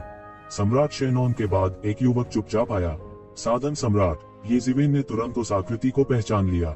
शुरुआत में उन्हें शस्त्र शोधक सम्राट की कुछ विरासत मिली थी। स्वर्गलोक में शस्त्र सम्राट का भी बहुत प्रभाव था, चूंकि उन्होंने हथियारों को परिष्कृत करने वाले हथियारों को परिष्कृत करने वाले लोगों की बाद की पीढ़ियों को बनाया। उनमें से लगभग सभी उनके शिष्य और पौत्र थे, जिनका बाद की पीढ़ियों पर बहुत प्रभाव पड़ा। हालांकि इससे पहले किसी ने भी उपकरणों को परिष्कृत नहीं किया, लेकिन किसी को भी रास्ता नहीं मिला। ऐसा लगता था कि उपकरण सम्राट की ताकत अद्वितीय थी, जो अभूतपूर्व और भविष्य की राह खोलती थी। मैंने कभी नहीं सोचा था कि यहाँ तक उसने यहाँ जुलों के धर्मोपदेश मानचित्र को देखा था। सम्राट के बाद एक और व्यक्ति आया, लगभग आगे और पीछे के पैरों की गति से, मूल दानव परिवार का एक शीर्ष गुरु। एक प्राचीन गंध के साथ यह बहुत दूरस्थ और प्राचीन है, और यहाँ तक पैतृक ड्रैगन जितना पुराना भी है। राक्षसों के बीच विवरण और विरासत के मामले में केवल मूल राक्षस ड्रैगन परिवार के साथ तुलना कर सकते हैं। यह दानव दुनिया का सबसे मूल दानव परिवार है। इसे सभी राक्षसों के पूर्वज के रूप में भी जाना जाता है। सभी राक्षसों को मूल राक्षस परिवार से अलग कर दिया गया है। तब इस शख्स की पहचान का अंदाजा लगाना मुश्किल नहीं है। राक्षसों की दुनिया में पहला राक्षस राजा, मूल राक्षस राजा। योग्यता के मामले में दानव दुनिया में वर्तमान स्थिति बनाने का सर्वोच्च कार्य भी बहुत पुराना है, लेकिन इसे अभी भी जुलों के वंशज के रूप में माना जा सकता है। देखिए सामने आए इन किरदारों को। येशिवेन ठंडी हवा में सांस लेने से खुद को रोक नहीं पाए। बिना किसी अपवाद के वे सभी सम्राट और अजेय प्राणियों के स्तर के व्यक्ति थे जिन्होंने स्वर्ग की दुनिया में एक महान प्रतिष्ठा छोड़ी थी। कुछ सम्राट बहुत प्रसिद्ध नहीं हो सकते हैं या अपने ज्ञानोदय से लेकर उनके गायब होने तक कुछ भी छोड़ सकते हैं, और ये असाधारण है। भले ही उसने यिंगजू, बीस्टजू, लेईदी और अन्य को मार डाला हो, वे समय की पसंद भी हैं। वे अकल्पनीय होने के लिए काफी मजबूत हैं। अपने चरम पर येशिवेन को अभी भी उनकी ओर देखना है। येशिवेन शूरा शैतान से भी पूछना चाहते थे कि क्या उन्होंने वास्तव में अंडरवर्ल्ड पाया, क्या उन्होंने वास्तव में पुनर्जन्म को तोड़ा और जीवन और मृत्यु को रोक दिया। हालांकि वह फिर भी अड़ा रहा। अब शूरा शैतान को अभी तक ताव नहीं मिला है। उन्हें इस तरह की धरती को हिला देने वाली घटना नहीं करनी चाहिए थी। उसने कुछ नहीं मांगा। मूल दानव राजा के बाद एक और आकृति प्रकट हुई। उनके लबादे में एक अंतर्मुखी सांस वाला बूढ़ा छिपा था। ये शिवेन इसके आर पार नहीं देख सकती थी। उसे जरा भी आभास नहीं हुआ। वह पूरी तरह से एक ऐसा व्यक्ति था जिसे उसने पहले कभी देखा या सुना भी नहीं था। दुनिया में बहुत सारे छिपे हुए ड्रैगन और क्राउचिंग टाइगर हैं। दुनिया में हर कोई कभी लड़ा नहीं है या है, लेकिन वह नहीं जानता कि यह व्यक्ति कौन है। अनाम के बाद एक पूरा शरीर स्टारलाइट से भरा हुआ था, जैसे कि नौवे फ्यूटन वेनतिया ने स्टार किंग पर गिरता एक तारा। वह एक ऐसी शख्सियत भी थे जो कुछ समय के लिए सत्ता में रहे थे। अंत में उसे रास्ता नहीं मिला। हालांकि उन्होंने स्वर्ग के खिलाफ दूसरे युद्ध में एक शानदार भूमिका निभाई और तियान परिवार के कई विशेषज्ञों को मार डाला। वह प्रतापी था। अंत में तियान परिवार के एक सम्राट के हाथों उसकी मृत्यु हो गई। हालांकि वह बहुत जल्दी गिर गया, लेकिन इसने उसके एक बार अजेय नाम में बाधा नहीं डाली। यदि यह बहुत जल्दी नहीं गिरा होता तो लोगों ने अनुमान लगाया कि यह अगला अजेय सम्राट हो सकता है। सबकी निगाहें 10वें व्यक्ति पर टिक गईं। अंतिम फ्यूटन कौन धारण करेगा? अंत में मैंने बहुत लंबा इंतजार नहीं किया। वह आंकड़ा आखिरकार दिखाई दिया। यह लूसीफर था। यह सिर्फ लूसीफर था जो मूल रूप से अहंकारी था। इस दौरान वह काफी शर्मिंदा नजर आए। कई सोने के कपड़े टूट गए और कई के पंख गिर गए। यह स्पष्ट था कि उन्होंने एक कठिन लड़ाई का अनुभव किया था। ये जीवेन पूरी तरह से कल्पना कर सकते हैं कि अंतिम स्थान के लिए प्रतिस्पर्धा कितनी भयंकर होगी। जुलोंग को अपनी युद्ध प्रभावशीलता देखने देने के लिए हर कोई निश्चित रूप से अपना सर्वश्रेष्ठ प्रयास करेगा।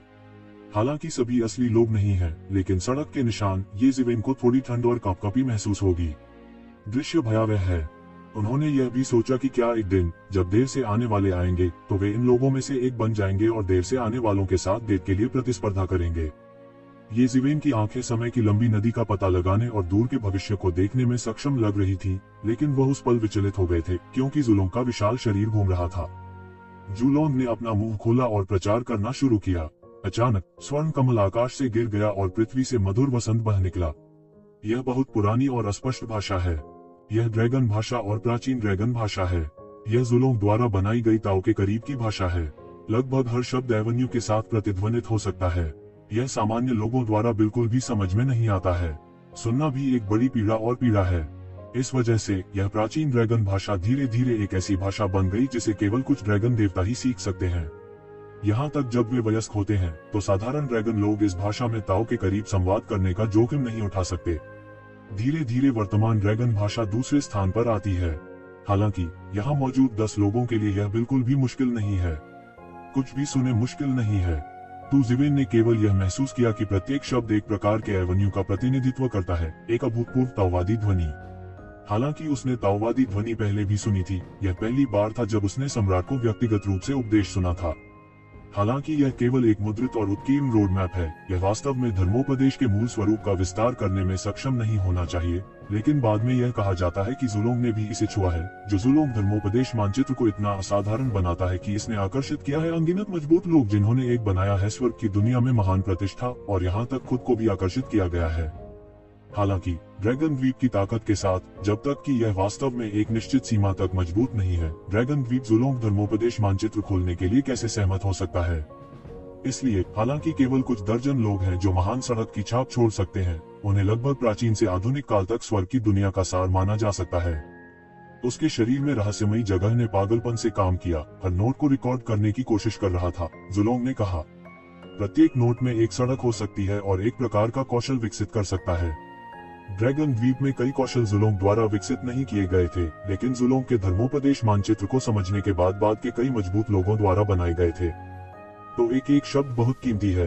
सभी ने आंखें बंद कर ली और दुर्लभ एवन्यू को समझ गए। तो जीवेन ने केवल यह महसूस किया कि प्रत्येक नोट उसके एवन्यू के अनुरूप था।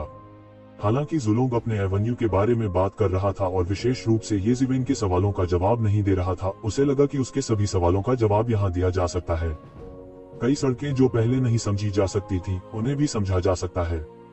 जुलोंग का उपदेश सीधे दादाओं के सार की ओर इशारा करता है। कोई विशेष मार्शल आर्ट प्रदर्शनी नहीं है, लेकिन मार्शल आर्ट और दादाओं के सार को विस्तृत करने के लिए साधना जितनी गहरी होती है, अनुभूति उतनी ही गहरी होती है। दादाओं की आवाज जुलोंग को केंद्र के रूप में लेती है और बाहर की ओर विस्तार करना जारी रखती है। आप जुलोंग के जितने करीब होंगे, आप उतना ही स्पष्ट सुनेंगे और जितना अधिक समझेंगे। पहाड़ की तलहटी में मौजूद अन्य मजबूत लोग भी इसे सुन सकते हैं, लेकिन यह स्पष्ट रूप से इन 10 फ्यूटनों जितना स्पष्ट नहीं है। वह एवन्यू के सागर में भटक रहा लग रहा था। कितना समय बीत गया उसे पता ही नहीं चला। अचानक जुलोंग का धर्मोपदेश बंद हो गया। जैसे ही तू जीवन ने समय गिना, यह लगभग 1 साल पहले ही था। यह रुकने का समय नहीं होना चाहिए। तब ड्रैगन भगवान समझाने के लिए बाहर आए और यह फिर से सीटों के लिए प्रतिस्पर्धा करने का समय था। इस बार शीर्ष 10 अभी भी फ्यूटन को पकड़ने में सक्षम थे, जबकि बाद वाले केवल पहाड़ के तल पर ही सुन सकते थे। यह जानते हुए कि यह केवल सड़क का निशान है, येज़ेविन अभी भी अवाक है, लेकिन यह भी होता है कि उसने पिछले 1 साल में बहुत कुछ सीखा है और सचेत रूप से अपनी ताकत में सुधार किया है। इसे सत्यापित करने के लिए किसी को खोजने का समय आ गया है। इससे पहले कि वह कुछ प्रतिक्रिया कर पाता, बिजली की एक कौंध चमकी। उसने मंच छोड़ दिया था और पहाड़ के तल पर प्रकट हुआ था। येज़ेविन, अपनी जान ले लो। जानवर की एक बड़ी दहाड़ के साथ जानवर के पूर्वज का विशाल शरीर अचानक उभरा। हालांकि वह एक बार येज़ेविन द्वारा मारा गया था, जब तक कि जुलोंग धर्मोपदेश मानचित्र में निहित आय के निशान को मिटा नहीं दिया जाता है, वह कभी नहीं मरेगा और प्राप्त करना जारी रखेगा। यह उनके पहले उपदेश का अंत है। वह तू ज़िवेन से लड़ने के लिए इंतजार नहीं कर सकता। हा, आना अच्छा है। मैं सिर्फ यह देखना चाहता हूँ कि 1 साल से अधिक समय में मैं कितना बड़ा हो गया हूँ। येज़ेविन हंसा और बिना किसी डर के उसे मारने के लिए दौड़ पड़ा। जारी रहने के लिए। बूम! दोनों में जब लड़ाई हुई तो दुनिया टूट गई।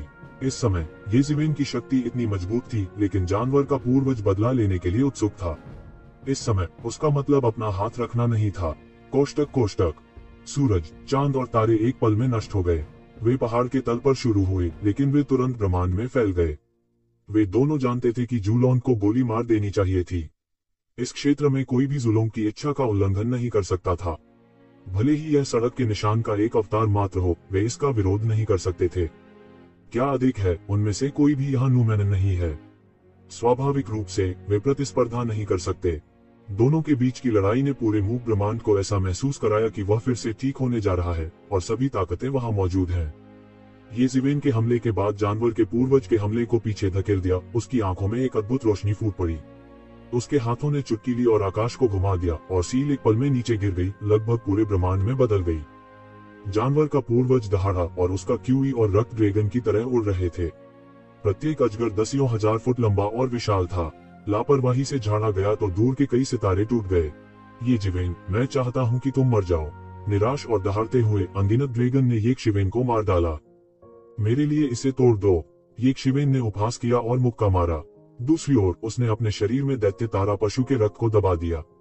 एक ओर उसने एक आकाशगंगा को भेदा और सभी दिशाओं को पार कर लिया। टकराना। एक भयंकर दहाड़ के साथ जानवर का शरीर मुड़ता रहा और येज़ेविन की मूर्ति से टकरा गया। कुछ समय के लिए रक्त के छींटे पड़े और पूरे तारों वाले आकाश को लाल रंग से रंग दिया। एक विशाल छेद से जानवर के पूर्वज के पंजे उड़ गए थे, जो बहुत ही भयानक लग रहा था। यह देखा जा सकता है कि येज़ेविन ने 1 साल से अधिक समय तक ताओ को सुनने में काफी प्रगति की है। 1 साल पहले की तुलना में यह नाटकीय रूप से बदल गया है। जानवर के पूर्वज की आंखें लाल थी और उसके अग्रपंजे अभी भी ब्रह्मांड में खून टपक रहे थे। जल्द ही यह एक अंतहीन समुद्र बन गया, सुनहरे खून का एक टुकड़ा। पशु रक्त विस्फोट। येज़ेविन, क्या आपको लगता है कि मेरा रक्त बहना इतना आसान है? पशु पूर्वज हंसे। अचानक रक्त का समुद्र जो लगातार बढ़ता जा रहा था, अचानक एक पागल विस्फोटक बल बन गया और अनगिनत ऊर्जा उड़ गई। एक अजीब शक्ति के आकर्षण के तहत ये येज़ेविन की ओर तेजी से गिरा। मैं नहीं जानता कि यह उस समय से कितना अधिक शक्तिशाली है जब पशु पूर्वज ने अभी अभी हमला किया था। यह डरावना है। येज़ेविन की आंखें थोड़ी चौंधिया गईं। जानवर का पूर्वज वास्तव में भयानक था। यह अफवाह से भी बेहतर था। यह 1 साल पहले की तुलना में काफी मजबूत था। हालांकि पहाड़ के तल पर स्थिति उतनी स्पष्ट नहीं थी जितनी कि फ्यूटन पर। कम से कम उन्होंने जुलोंग के उपदेश को सुना, इसलिए उनमें भी गजब का ट्रांसफॉर्मेशन चल रहा था। वे जितने बदले उतने ही मजबूत होते गए, अन्यथा वे तू शिवेन से बदला लेने की हिम्मत नहीं करेंगे। यह कदम पहले कभी नहीं देखा गया है। येज़ेविन नहीं जानता कि क्या यह बॉक्स के निचले हिस्से को दबाने का अनूठा कौशल है, जिसका उपयोग करने के लिए उसके पास पहले समय नहीं था, या उसने केवल 1 वर्ष में क्या सीखा। यह सोचकर राव पहले से ही जानता था कि ये लोग सड़क के निशान थे, असली प्राणी नहीं, लेकिन फिर भी उसने एक ठंडी सांस ली। 1 वर्ष से भी अधिक समय में पशु के पूर्वज की प्रगति आश्चर्यजनक थी। रक्त का समुद्र विशाल था, लहरें आकाश में गर्जना करती थी और रक्त ने आकाश को भर दिया। एक पल में सब कुछ डूब गया। यह उस भयानक शक्ति के साथ थी जिसने आकाश और पृथ्वी को नष्ट कर दिया था और येज़ेविन की ओर सख्ती से गिरी। दृश्य वाकई भयानक था। इस कदम को टाला नहीं जा सका। इसने सीधे तौर पर येज़ेविन के सभी रिट्रीट को बंद कर दिया। गुंजन, ठंडी गुनगुनाहट के साथ येज़िवेन ने अचानक चमकते हुए अपनी आंखें खोली। वह मोचन की आंख थी। वह पल भर में अनगिनत भारी जगहों में छिप गया। ऐसा लगता था कि इन ऊर्जाओं ने खुद पर बमबारी की।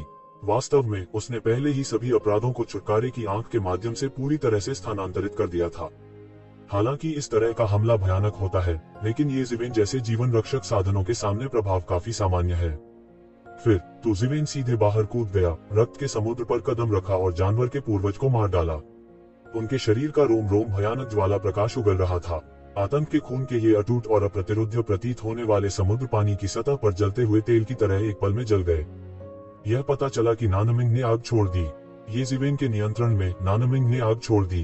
वह नहीं जानता था कि वह कितना मजबूत था और उसने दुनिया में सब कुछ जला दिया। यहाँ तक जानवर के पूर्वज का रक्त समुद्र भी कोई अपवाद नहीं था। वह जहाँ से गुजरा वह पूरी तरह से आग के समुद्र में बदल गया। पशु पूर्वज को उम्मीद नहीं थी कि येज़िवेन नानमिंग लिहुओं की शीर्ष लौ का उपयोग कर सकते हैं। सबसे महत्वपूर्ण बात यह है कि हालांकि नानमिंग लिहु अच्छा है, यह इस बात पर भी निर्भर करता है कि इसका उपयोग कौन कर रहा है। साधारण लोग उसे नानमिंग लिहुओं के साथ थोड़ा सा भी हिला नहीं सकते। येज़िवेन की शक्ति पूरी तरह से जानवर के पूर्वज की अपेक्षाओं से अधिक थी, क्योंकि उसने कभी उम्मीद नहीं की थी कि कोई इतना मजबूत हो सकता है।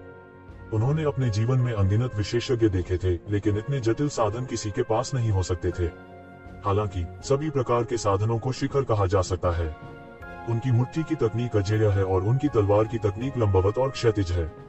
अब वह इसे नानमिंग में बिना आग के इस्तेमाल कर सकता है। यह पागलपन है। उन्हें यह भी संदेह था कि उनके सामने जो आदमी था वह कोई मानव जाति नहीं थी, बल्कि प्राचीन फीनिक्स दुनिया में फीनिक्स परिवार का युवा तियानजियाओ था। यह ठीक इसी वजह से था कि वह उसे एक ही बार में जोर से मार सकता था। एक पल में येज़िवेन ने उसके सामने जानवर के पूर्वज का वध कर दिया था। यद्यपि वह पशु पूर्वज के ईश्वर साम्राज्य में था, फिर भी वह बिना रुके एक तूफान की तरह आगे बढ़ा। येज़िवेन ने एक मुक्के से बमबारी की, इसलिए उसे अपने पुराने कौशल को दोहराना पड़ा और पशु पूर्वज को जीवित मार डाला। यदि वह पहले ऐसा नहीं कर पाया था, तो अब येज़िवेन के पास ऐसी क्षमता है और वह ऐसा कर सकती है। टकराना, टकराना, टकराना। दोनों पक्षों के बीच खुली और करीबी लड़ाई से पूरा ब्रह्मांड और तारे हिंसक रूप से कांपने लगते हैं। येज़िवेन का आक्रमण भयावह है और क्यूई और खून से भरा हुआ है। बिना किसी कौशल के दोनों पक्षों के लड़ने के तरीके बड़े पैमाने पर हैं। दूसरे शब्दों में, कौशल चरम पर पहुंच गया है, इसलिए इससे कोई फर्क नहीं पड़ता। उनकी ताकत उनके कौशल का अवतार है। मूल रूप से इस तरह के एक भयंकर युद्ध में सैकड़ों या हजारों चालों में देरी हो सकती है, लेकिन अब यह केवल एक लड़ाई है। 10 से भी कम चालों में जानवर के पूर्वज को येज़िवेन ने पीटा और हरा दिया और खून लगातार छलक रहा था। येशी की सभ्यता ने बहुत फायदा उठाया है। इस समय जब जानवर का पूर्वज येज़िवेन के साथ लड़ना चाहता है, तो वह पहले की तरह लापरवाह नहीं रहा है और वह येज़िवेन का विरोधी भी नहीं है। अगर मैं तुम्हें एक बार मार सकता हूं, तो मैं तुम्हें फिर से मार सकता हूं। येज़िवेन हंसे और लगातार पुष्टि की कि उन्होंने 1 वर्ष से अधिक समय तक जुलों के उपदेश में क्या सीखा। लगातार कार्रवाई से वियतनाम युद्ध और मजबूत होता गया। जैसे जैसे अधिक से अधिक चीजें जो उन्होंने समझी थी, युद्ध की प्रभावशीलता में तब्दील हो गईं, येज़िवेन की ताकत भी लगातार बढ़ रही थी, जिसकी आशंका जताई जा सकती थी। टकराना। जानवर के पूर्वज पर येज़िवेन ने फिर से हमला किया। वह एक झटके से मौके पर ही उड़ गया। उसने स्काई टनिंग सील का इस्तेमाल किया, जिसने 3 मोहरों को मिला दिया। हालांकि अब येज़िवेन का पलड़ा भारी था, फिर भी उसने आराम करने की हिम्मत नहीं की। जानवर का पूर्वज एक विशेषज्ञ है जिसने एक बार दुनिया को परेशान किया और सम्राट को चुनौती देने का साहस किया। ऐसे व्यक्ति को कई लड़ाइयों का अनुभव करने वाला कहा जा सकता है। जब तक उसे थोड़ा मौका दिया जाता है, वह पल भर में थाली पलट सकता है। वह दूसरी पार्टी को ऐसा मौका कभी नहीं देंगे। जानवर का पूर्वज बार बार पीछे हट गया। उसके सभी बचावों को येज़िवेन ने तोड़ा। हालांकि उसने एक तलवार को आसमान में तैरते हुए देखा, जो लाखों फीट लंबी और कट रही थी। लगभग पूरे ब्रह्मांड को आधे में विभाजित कर दिया। बेशक ब्रह्मांड को आधे में विभाजित करना असंभव है, लेकिन पशु पूर्वज सीधे विभाजित हो गया था। येज़िवेन की आसमानी मोड़ वाली सील ने उसे उड़ा दिया। येज़िवेन इतना शक्तिशाली था कि वह सीधे हत्यारे के पास गया। यह स्पष्ट है कि जानवर के पूर्वज ने अपनी सांस उतनी तेजी से नहीं लौटाई जितनी तेजी से येज़िवेन। येज़िवेन की सांस की वापसी वास्तव में एक अद्भुत डिग्री के करीब थी, ताकि जब जानवर का पूर्वज परमेश्वर के पास वापस नहीं लौटा हो, तो उसे एक चाल से जोर से मारा जा सके। गर्जन। ब्रह्मांड में रोष और निराशा की गर्जना गूंज उठी और रोना अत्यंत वीरान था। दूसरी बार वह फिर हार गया, जो पहली बार की तुलना में अधिक दयनीय था। पहली बार वह येज़िवेन के साथ खेलने में सक्षम था, लेकिन अब वह शुरू से ही पूरी तरह से नुकसान में पड़ गया है। टकराना। एक विशाल गर्जना के साथ जानवर के पूर्वज का शरीर मौके पर ही फट गया और भयानक शक्ति ने पूरे ब्रह्मांड को हिला दिया। जब वह मर रहा था, जानवर के पूर्वज ने बेतहाशा विस्फोट किया और येज़िविन को पानी में खींचना चाहता था। मौत ने उसे बेहतर महसूस नहीं कराया। येज़िविन की आंखें थोड़ी ठंडी थीं। मौत के कगार पर जानवर का आत्मा विस्फोट छोटा नहीं था, जिससे वह थोड़ा शर्मिंदा हुआ, लेकिन यह थोड़ा शर्मिंदा था। अगर यह 1 साल पहले होता तो मुझे डर है कि इसने उसे एक ही बार में जोर से मारा होता। अंत में यह अलग होता। पशु के पूर्वज ने बहुत प्रगति की है, लेकिन उसकी अपनी प्रगति अधिक है। लेकिन येज़िविन के पास सांस लेने का समय नहीं था, क्योंकि किसी ने उसे सांस लेने का मौका ही नहीं दिया। पिछली बार जब उसने फ्यूजन के लिए प्रतिस्पर्धा की तो स्पष्ट रूप से उसके पास प्रसिद्धि थी, इसलिए वह आंख में कांटा और शरीर में कांटा बन गया। विशेष रूप से कई सम्राटों की तुलना में येज़िविन के पास सर्वोच्च स्तर का अधिकार नहीं है। पात्रों के ताव प्राप्त करने के बाद उनसे संबंधित सभी चीजें और मामले एक पल में उदात्त हो जाएंगे। यह पूरी तरह से अलग है। इस समय येज़िविन के पास शूरा शैतान और अन्य लोगों के साथ लड़ने के लिए बिंदुओं का कोई आश्वासन नहीं है। ऐसा नहीं है कि येज़िविन बहुत कमजोर है, लेकिन यह कि वे बहुत मजबूत हैं। दूसरे लोग स्वाभाविक रूप से इस सच्चाई को समझ गए थे, इसलिए वे सभी येज़िविन को घूर रहे थे। एक पल में आसपास 1 दर्जन से अधिक शक्तिशाली व्यक्ति थे। उनमें से कोई भी जानवर के पूर्वज से कम नहीं था, या यहाँ तक कि अजेय व्यक्ति भी थे जो पूरे युग में लंबवत और क्षैतिज रहे हैं। इतने सारे लोग एक साथ आते हैं और वास्तव में मुझे देखते हैं। येज़िविन बिना किसी डर के जोर से हंस पड़ी। इसके विपरीत वह और अधिक उत्साहित दिख रहा था और उसका खून समुद्र तट पर दुर्घटनाग्रस्त होने की आवाज की तरह बढ़ रहा था। बूम! येज़िविन अचानक अपने पैरों पर खड़ा हो गया और एक अजगर की तरह दर्जन भर लोगों में घुस गया। R1152 येज़िविन, यह समय है। एक ठंडी आवाज ने येज़िविन के ज्ञानोदय में बाधा डाली। येज़िविन ने अपनी आंखें खोली। उसके सामने ब्लैक ड्रैगन एल्डर था। उसकी अभिव्यक्ति ठंडी थी। जाहिर है उन्होंने येज़िविन के लिए ज्यादा एहसान नहीं किया था। बड़े सपने को कौन जानता है? मैं इसे जीवन भर जानता हूँ। येज़िविन फैला हुआ था, जैसे कि उसने 10 साल तक कोई सपना देखा हो। जब वह उठा तो दुनिया अलग थी। बड़े काले अजगर ने येज़िविन को देखा और यह सोचने में मदद नहीं कर सका कि क्या यह आदमी वास्तव में 10 साल तक सोता रहा। यह नामुमकिन है। पिछली दृष्टि के अनुसार उन्होंने जुलों के धर्मोपदेश मानचित्र पर निशान को प्रेरित किया होगा। इसे बिल्कुल नहीं बदला जा सकता है। उनके वर्तमान रूप को देखकर ही लगता है कि वह अभी ठीक हुए हैं। येज़िविन ने अनिच्छा से जुलों के उपदेश मानचित्र को देखा। हालांकि यह केवल 10 वर्ष था, लेकिन उसने इन 10 वर्षों में बहुत कुछ प्राप्त कर लिया था। विशेष रूप से उन्होंने प्राचीन काल में सबसे शक्तिशाली लोगों के साथ लड़ाई से बहुत कुछ हासिल किया। प्रत्येक उपदेश स्थानों के लिए प्रतिस्पर्धा, उपदेश और स्थानों के लिए प्रतिस्पर्धा निरंतर संचय और परिवर्तन की एक प्रक्रिया है। उपदेश देने की प्रक्रिया में वह जो कुछ भी समझता है वह लड़ाई की प्रक्रिया में अपनी समझ में तेजी से बदल जाता है। उस तरह की शीर्ष हस्ती के साथ लड़ते समय येज़िविन ने जरा सा भी हाथ रखने की हिम्मत नहीं की, अन्यथा मृत व्यक्ति स्वयं ही होगा। 10 उपदेश, 1 किताब पढ़ना, छोटा बोलना, 9 प्रतियोगिताओं के बाद येज़िविन ने हर बार खून देखा। विशेष रूप से बाद में येज़िविन जानवर के पूर्वज और अन्य लोगों को हराने से संतुष्ट नहीं थे, लेकिन सीधे तौर पर अमर सम्राटों जैसे कि दानव सम्राट, जीत और हार द्वारा छोड़े गए सड़क के निशान को चुनौती दी। जितना अधिक वह पीछे की ओर गया, उतनी ही अधिक चीजें येज़िविन समझी। जितना अधिक वह जीता और उतना ही कम हार गया। खूनी लड़ाइयों के बाद येज़िविन की ताकत भी धरती को हिला देने वाले बदलावों से गुजर रही थी। 10 साल पहले उसकी कल्पना करने की हिम्मत नहीं थी कि वह इस मुकाम तक पहुंच सकता है। इससे ज्यादा और क्या, पिछले 10 वर्षों में उन्होंने जुलों के उपदेश की सामग्री के आधार पर एक मार्शल आर्ट जादू शक्ति का एहसास किया। इस जादुई मार्शल आर्ट को अराजकता कहा जाता है। येज़िविन ने इस चाल को बनाने के लिए अपने सारे ज्ञान को जोड़ा। यह युग निर्माण युग का दृश्य लेता है, अराजकता को कोर के रूप में खोलता है, सब कुछ मिटा देता है और सभी शक्तिशाली दुश्मनों का सफाया कर देता है। एक ही रास्ता है। हालांकि येज़िविन फुर्सत में इसका इस्तेमाल नहीं करेंगे, अन्यथा खुद को भी चोट लग सकती है। यह एक अनूठा कौशल है जिसे दोनों पक्ष खो देते हैं। येज़िविन को अब जो करना है वह अराजकता की शक्ति को नियंत्रित करना है और इसे एक ऐसी चाल में बदलना है जिसका उपयोग सामान्य समय में किया जा सके। उस समय येज़िविन के हाथ में एक बड़ा हत्यारा होगा और अप्रत्याशित दुश्मन को एक चाल से मारना कोई मुश्किल नहीं है। कोष्टक इस कदम में अभी भी सुधार किया जा रहा है। इस स्तर की तरकीबों को सुधारने में सैकड़ों साल या हजारों साल लग सकते थे, लेकिन इस साल वो जुलों के धर्मोपदेश मानचित्र में था। बस उन सुपर मास्टर्स को सीधे प्रयोग करने के लिए ले जाएं। ये सुपर मास्टर्स बस उसका प्रायोगिक शरीर बन जाते हैं। निरंतर लड़ाई में यह धीरे धीरे इस अद्वितीय कौशल में सुधार करता है। येज़िविन, अब तुम जा सकती हो। इस समय ब्लैक ड्रैगन एल्डर ने पूछा। उसे डर था कि ये ज़िवेन यहाँ रुकेंगे। यह बहुत परेशानी है। बहुत सारे लोगों ने ये ज़िवेन पर अपनी इच्छा जाहिर करके ध्यान केंद्रित किया है। लंबे समय से कोई भी जुलोंग उपदेश मानचित्र को छूने में सक्षम नहीं है।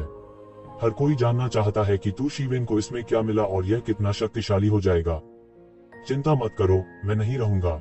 ये ज़िवेन मुस्कुराए। उनसे एक दूसरे की चिंता नहीं देखी जा रही थी। वह केवल एक कदम में बाहर निकल गया। बूम! एक भयानक गति आकाश में दौड़ी। ये ज़िवेन के बगल वाला काला ड्रैगन एल्डर एक बार में लगभग अपने शरीर को नियंत्रित नहीं कर सका। गति की वजह से सदमे की लहर से उसे एक तरफ धकेल दिया गया। लोंगदाओ में कई लोग एक ही बार में घबरा गए। बहुत से लोगों ने सोचा कि ये ज़िवेन ने लोंगदाओ में मारने की योजना बनाई थी। वह इतना बहादुर है कि लोंगदाओ में जाने की हिम्मत करता है। नहीं, उसका ऐसा करने का इरादा नहीं है, लेकिन उसकी गति क्यों बढ़ जाती है? किसी को अचानक पता चला कि ये ज़िवेन लड़ाई नहीं करना चाहती थी, लेकिन यह एक निर्विवाद तथ्य है कि उसकी गति बढ़ गई। तुम मूर्ख हो, क्या तुम उसे तोड़ते हुए नहीं देखते? एक स्थिर आवाज निकली। कुलपति से मिले। कई आवाजें एक साथ बोली। सुनहरी ड्रैगन पोशाक पहने एक आदमी धीरे धीरे शून्य में उभरा। उसकी आंखें तेज, गहरी और हजारों मील तक चमकीली थीं, लेकिन उसने एक ज़िवेन को देखा। वह ऐसा करने नहीं जा रहा है, लेकिन पिछले 10 वर्षों में अपनी आय के एकीकरण, सफलता और पाचन में। गोल्डन ड्रैगन किंग ने धीमी आवाज में कहा। उनकी नजर में ये ज़िवेन लगातार मजबूत होती जा रही है। हर कदम आगे उसकी सांस मजबूत होती है। यह स्पष्ट है कि वह पिछले एक दशक के लाभ को पूरी तरह पचा रहा है। जाहिर है, जुलोंग के धर्मोपदेश मानचित्र की 10 साल की समझ में तू ज़िवेन ने बहुत कुछ समझा है। अब वह बुद्ध के पास लौट आया। वह अपने कौशल को बढ़ाने वाली प्राकृतिक सामग्रियों और पृथ्वी के खजाने को निगलकर तुरंत अपनी मूल समझ को वास्तविक युद्ध प्रभावशीलता में बदल सकता है। इस समय ये ज़िवेन का शरीर एक पानी की टंकी की तरह है जो पानी से भरा नहीं है। विस्तार के बाद यह अतुलनीय रूप से विशाल हो जाता है। जब तक पानी इंजेक्ट किया जाता है, इसे तुरंत भरा जा सकता है। ये ज़िवेन अपने कौशल को बढ़ाने वाली प्राकृतिक सामग्रियों और पृथ्वी के खजाने को निगलना जारी रखता है और उसकी खेती में भी आश्चर्यजनक गति से सुधार हो रहा है। प्रत्येक चरण पर उसकी ताकत एक बड़ा टुकड़ा बढ़ गया और वह जल्द ही साधारण शिखर भगवान राजा की सीमा तक पहुंच गया। साधारण भगवान राजा के लिए यह जीवन भर के लिए अटका हो सकता है, लेकिन ये ज़िवेन बिल्कुल भी नहीं रुके और उन्होंने एक ही बार में अतीत को पार कर लिया, लगभग अजेय। गोल्डन ड्रैगन किंग का शिष्य अचानक सिकुड़ गया। इस समय ये ज़िवेन उसके समान स्तर पर चढ़ गई है। जब वह स्तर को देखने के बजाय उसी तरह के लोगों से मिलता है तो वह घबराहट महसूस कर सकता है। यह संपूर्ण दिव्य राजा क्षेत्र के शिखर पर खड़ा है और फिर ऊपर यह एक और क्षेत्र है। प्राचीन काल से कुछ ही लोग हैं जो इस दायरे में प्रवेश कर सकते हैं, इसलिए शीर्ष 10 देवताओं को बदलने के लिए सैकड़ों हजारों साल, यहाँ तक लाखों साल लग जाते हैं। बहुत कम लोग हैं जो इस दायरे में प्रवेश कर सकते हैं। बेशक अभी भी कुछ लोग हैं जो एकांत में रहते हैं, फिर भी अभ्यासियों के विशाल समूह की तुलना में यह अभी भी दुर्लभ है। अब ये ज़िवेन उसके साथ बराबरी करने में सक्षम हो गया है और उसके पास ऐसी योग्यताएं हैं जिसकी उसने कभी कल्पना भी नहीं की थी। मूल रूप से भले ही तू ज़िवेन ने राक्षस ईगल राजा को हरा दिया हो, उसकी आंखें कुछ भी नहीं है। साधारण राजाओं और उनके शीर्ष 10 राजाओं के बीच के अंतर की गणना तर्क से नहीं की जा सकती। अब सब कुछ अलग है। ये ज़िवेन की ताकत ने सब कुछ पूरी तरह से तोड़ दिया है। अगर उसने इसे अपनी आंखों से नहीं देखा होता तो उसे विश्वास नहीं होता। यह हास्यास्पद है। वह कितने समय से मार्शल आर्ट का अभ्यास कर रहा है, उसे अपना खुद का बदलाव भी नहीं आया है। उन्होंने वास्तव में एक शब्द महसूस किया कि युवा पीढ़ी भयानक है। क्या वह वास्तव में डकैती के जवाब में पैदा हुआ व्यक्ति है? फिर भी उसकी साधना गति वास्तव में अद्भुत है। यह हवा में उठती हुई प्रतीत होती है, जिससे लोगों में कपकपी महसूस होती है। ये ज़िवेन की गति अभी भी बढ़ रही है और वह गोल्डन ड्रैगन किंग तक थोड़ा डरा हुआ महसूस करता है। क्या वह एक ही सांस में सीधे उस दायरे में जाने वाला है? यह नामुमकिन है। भले ही यह सिर्फ लड़ने की शक्ति हो, यह अविश्वसनीय है। मैं कई सालों से नहीं आया हूँ। तू ज़िवेन को क्यों चाहिए? सौभाग्य से ये ज़िवेन अंत में रुक गए और बिना एक भी सांस लिए सीधे अंदर चले गए, जिससे उन्हें थोड़ी राहत मिली, अन्यथा वे वास्तव में अच्छा नहीं खेल पाते थे। इस समय उनके विचार दूर हो गए। 1 साल पहले से किंग राजवंश के चंद्रमा के राजा के साथ ये ज़िवेन के युद्ध के बारे में गर्मटकलें लगाई जा रही हैं। उनमें से मुझे नहीं पता कि कितने लोग ये ज़िवेन को खाते हुए देखने के लिए इंतजार कर रहे हैं। इन वर्षों में वह बहुत तेज रहा है। इतने सारे लोग ये ज़िवेन को इस मामले को तलने में मदद कर रहे हैं, जो इसे बेहद गर्म बना देता है। यह सम्राट के ठिकाने से भी आगे निकल गया था जो अभी अभी मिला था और हर कोई इस पर ध्यान केंद्रित कर रहा था। अगर उसने इसे अपनी आंखों से नहीं देखा होता तो उसे विश्वास नहीं होता कि येज़ेबेल वास्तव में किंग राजवंश के चंद्रमा के राजा को चुनौती देने की क्षमता रखती है। हालांकि अब उन्हें मानना कि इस बार शायद सभी गलत नजर आए। इन लोगों में वे स्वयं भी अपवाद नहीं थे। वह पूरी तरह से गलत दिखे। उसने येज़ेबेल को कम आंका। वह बहुत मजबूत था। इस समय पता नहीं क्यों राजा हुआन की आकृति उसकी आंखों के सामने आ गई। वह लड़का जो स्वर्ग के भगवान के साथ प्रतिस्पर्धा करना चाहता था। उसने सोचा कि दूसरा पक्ष पागल था जब उसने उसकी शादी के प्रस्ताव को अस्वीकार कर दिया और तियानहुआन की बेटी को येज़ेबेल से शादी करने के लिए सहमत हो गया। सम्राट की नस और गोल्डन ड्रैगन की नस को दुनिया की सबसे महान नसों में से एक के रूप में वर्णित किया जा सकता है। दोनों के संयोजन से एक मजबूत व्यक्ति का निर्माण होना चाहिए जो दुनिया को चौंका देगा। उस समय दोनों जातीय समूहों को कई लाभ मिल सकते हैं और यहाँ तक दो जातीय समूहों के गौरव को फिर से हासिल कर सकते हैं जब वे अनगिनत साल पहले दुनिया पर हावी थे। हालांकि ड्रैगन द्वीप और प्राचीन फीनिक्स दुनिया भी अब दृश्य है, वे अनगिनत साल पहले के दृश्यों की तुलना में ध्यान देने योग्य नहीं है। एक समय के लिए उसने सोचा कि फीनिक्स किंग केवल बूढ़ा और भ्रमित था, अन्यथा वह अहंकारी और असीम था। उसने सोचा कि फीनिक्स परिवार केवल अपनी ताकत से ही ऊपर उठ सकता है। विवाह सबसे अच्छा उपाय था, लेकिन अब ऐसा लगता है कि हुआन वांग के बूढ़े आदमी शायद चकित न हो। यह हुआ मेंघान के लिए सिर्फ प्यार की वजह से नहीं है कि हुआ मेघान ने येज़ेबेल से शादी की। मुझे डर है कि वह येज़ेबेल की क्षमता को और अधिक देखता है। इस बार मैं दृष्टि से बाहर हूँ। गोल्डन ड्रैगन किंग मदद नहीं कर सका, लेकिन एक सांस थूक कर कहा। दूरी में येज़ेबेल स्वाभाविक रूप से गोल्डन ड्रैगन किंग की भावनाओं को नहीं जानते थे। वह अब भी थोड़ा उदास था। वह एक सांस में एक उच्च स्तर पर नहीं जा सका। वह अब दिव्य राजा के मध्यकाल के शिखर पर सफलतापूर्वक कदम रख चुका है। मूल रूप से वह एक सांस में दिव्य राजा के बाद के काल में भाग जाना चाहता था। उन्होंने महसूस किया कि उनकी तैयारी काफी पर्याप्त थी। वह सक्षम होना चाहिए। कम से कम 10 वर्षों तक ताओ को सुनने के बाद उसे मार्ग की पर्याप्त समझ हो गई थी। अंतर उसका कौशल है। यह सिर्फ एक बुरी चाल है। करने के लिए जारी। यहाँ तक अगर उनका संचय पर्याप्त नहीं था तो उन्होंने राजा जिनबी ड्रैगन काप के अंतिम शेष कौशल को पचा लिया था और सीधे राजा के क्षेत्र के मध्य से अपनी खेती को राजा के क्षेत्र के मध्य के शिखर तक पहुंचा दिया, जो शीर्ष के बराबर था 10 दिव्य राजा। लेकिन अगर वह आगे जाना चाहता है और राजा के क्षेत्र के बाद के चरण में भागना चाहता है तो वह अभी भी आखिरी सांस से बहुत कम है। उसके पास दौड़ने के लिए अधिक कौशल नहीं है, इसलिए वह एक सांस में जल्दी नहीं कर सकता। हालांकि सौभाग्य से दायरे की धारणा पूरी तरह से पर्याप्त है, इसलिए बाकी कौशल जमा करना है और फिर राजा के क्षेत्र के बाद के चरण में भागना है। उस समय उसकी युद्ध प्रभावशीलता नाटकीय रूप से बदल जाएगी। धीरे धीरे जमा करना एक तरीका है, लेकिन यदि आप और अधिक प्राकृतिक और पृथ्वी के खजाने को निगल सकते हैं तो यह एक सांस में राजा के क्षेत्र के बाद के चरण में पहुंचने के लिए पर्याप्त होगा। हालांकि येज़ेबेल ने ध्यान से सोचा और उसके लिए कुछ भी उपयुक्त नहीं है। स्वर्ण समर्थित ड्रैगन काप किंग की अंतिम औषधीय शक्ति और सर्वनाश अमृत का उपयोग राजा के क्षेत्र के मध्य में शिखर पर हमला करने के लिए किया गया है और समाप्त हो गया है। बड़ी ताकतों द्वारा मुआवजा दी गई प्राकृतिक सामग्री और पृथ्वी के खजाने उसके लिए उपयोगी नहीं है। दूसरी ओर वे इन 10 वर्षों में रहस्यमय अंतरिक्ष के निरंतर और तत्काल संचालन को बनाए रखते हुए रहस्यमय स्थान द्वारा अवशोषित कर लिए गए हैं। अन्यथा यह केवल इन 10 वर्षों तक चलेगा। येज़ेबेल इतनी बड़ी सफलता नहीं बना सकते। आपने जो सुना है उसे सुनना एक बात है, लेकिन इसे पूरी तरह से अपनी साधना में बदलने में सक्षम होना दूसरी बात है। रहस्यमय अंतरिक्ष के परिवर्तन के लिए धन्यवाद, अन्यथा येज़ेबेल को इस उपदेश के परिणामों को पूरी तरह से समझने और बदलने के लिए वापस जाना होगा और सैकड़ों वर्षों तक चुप रहना होगा। हालांकि यह थोड़ा गरीब है, यह चंद्रमा के राजा से निपटने के लिए पर्याप्त है।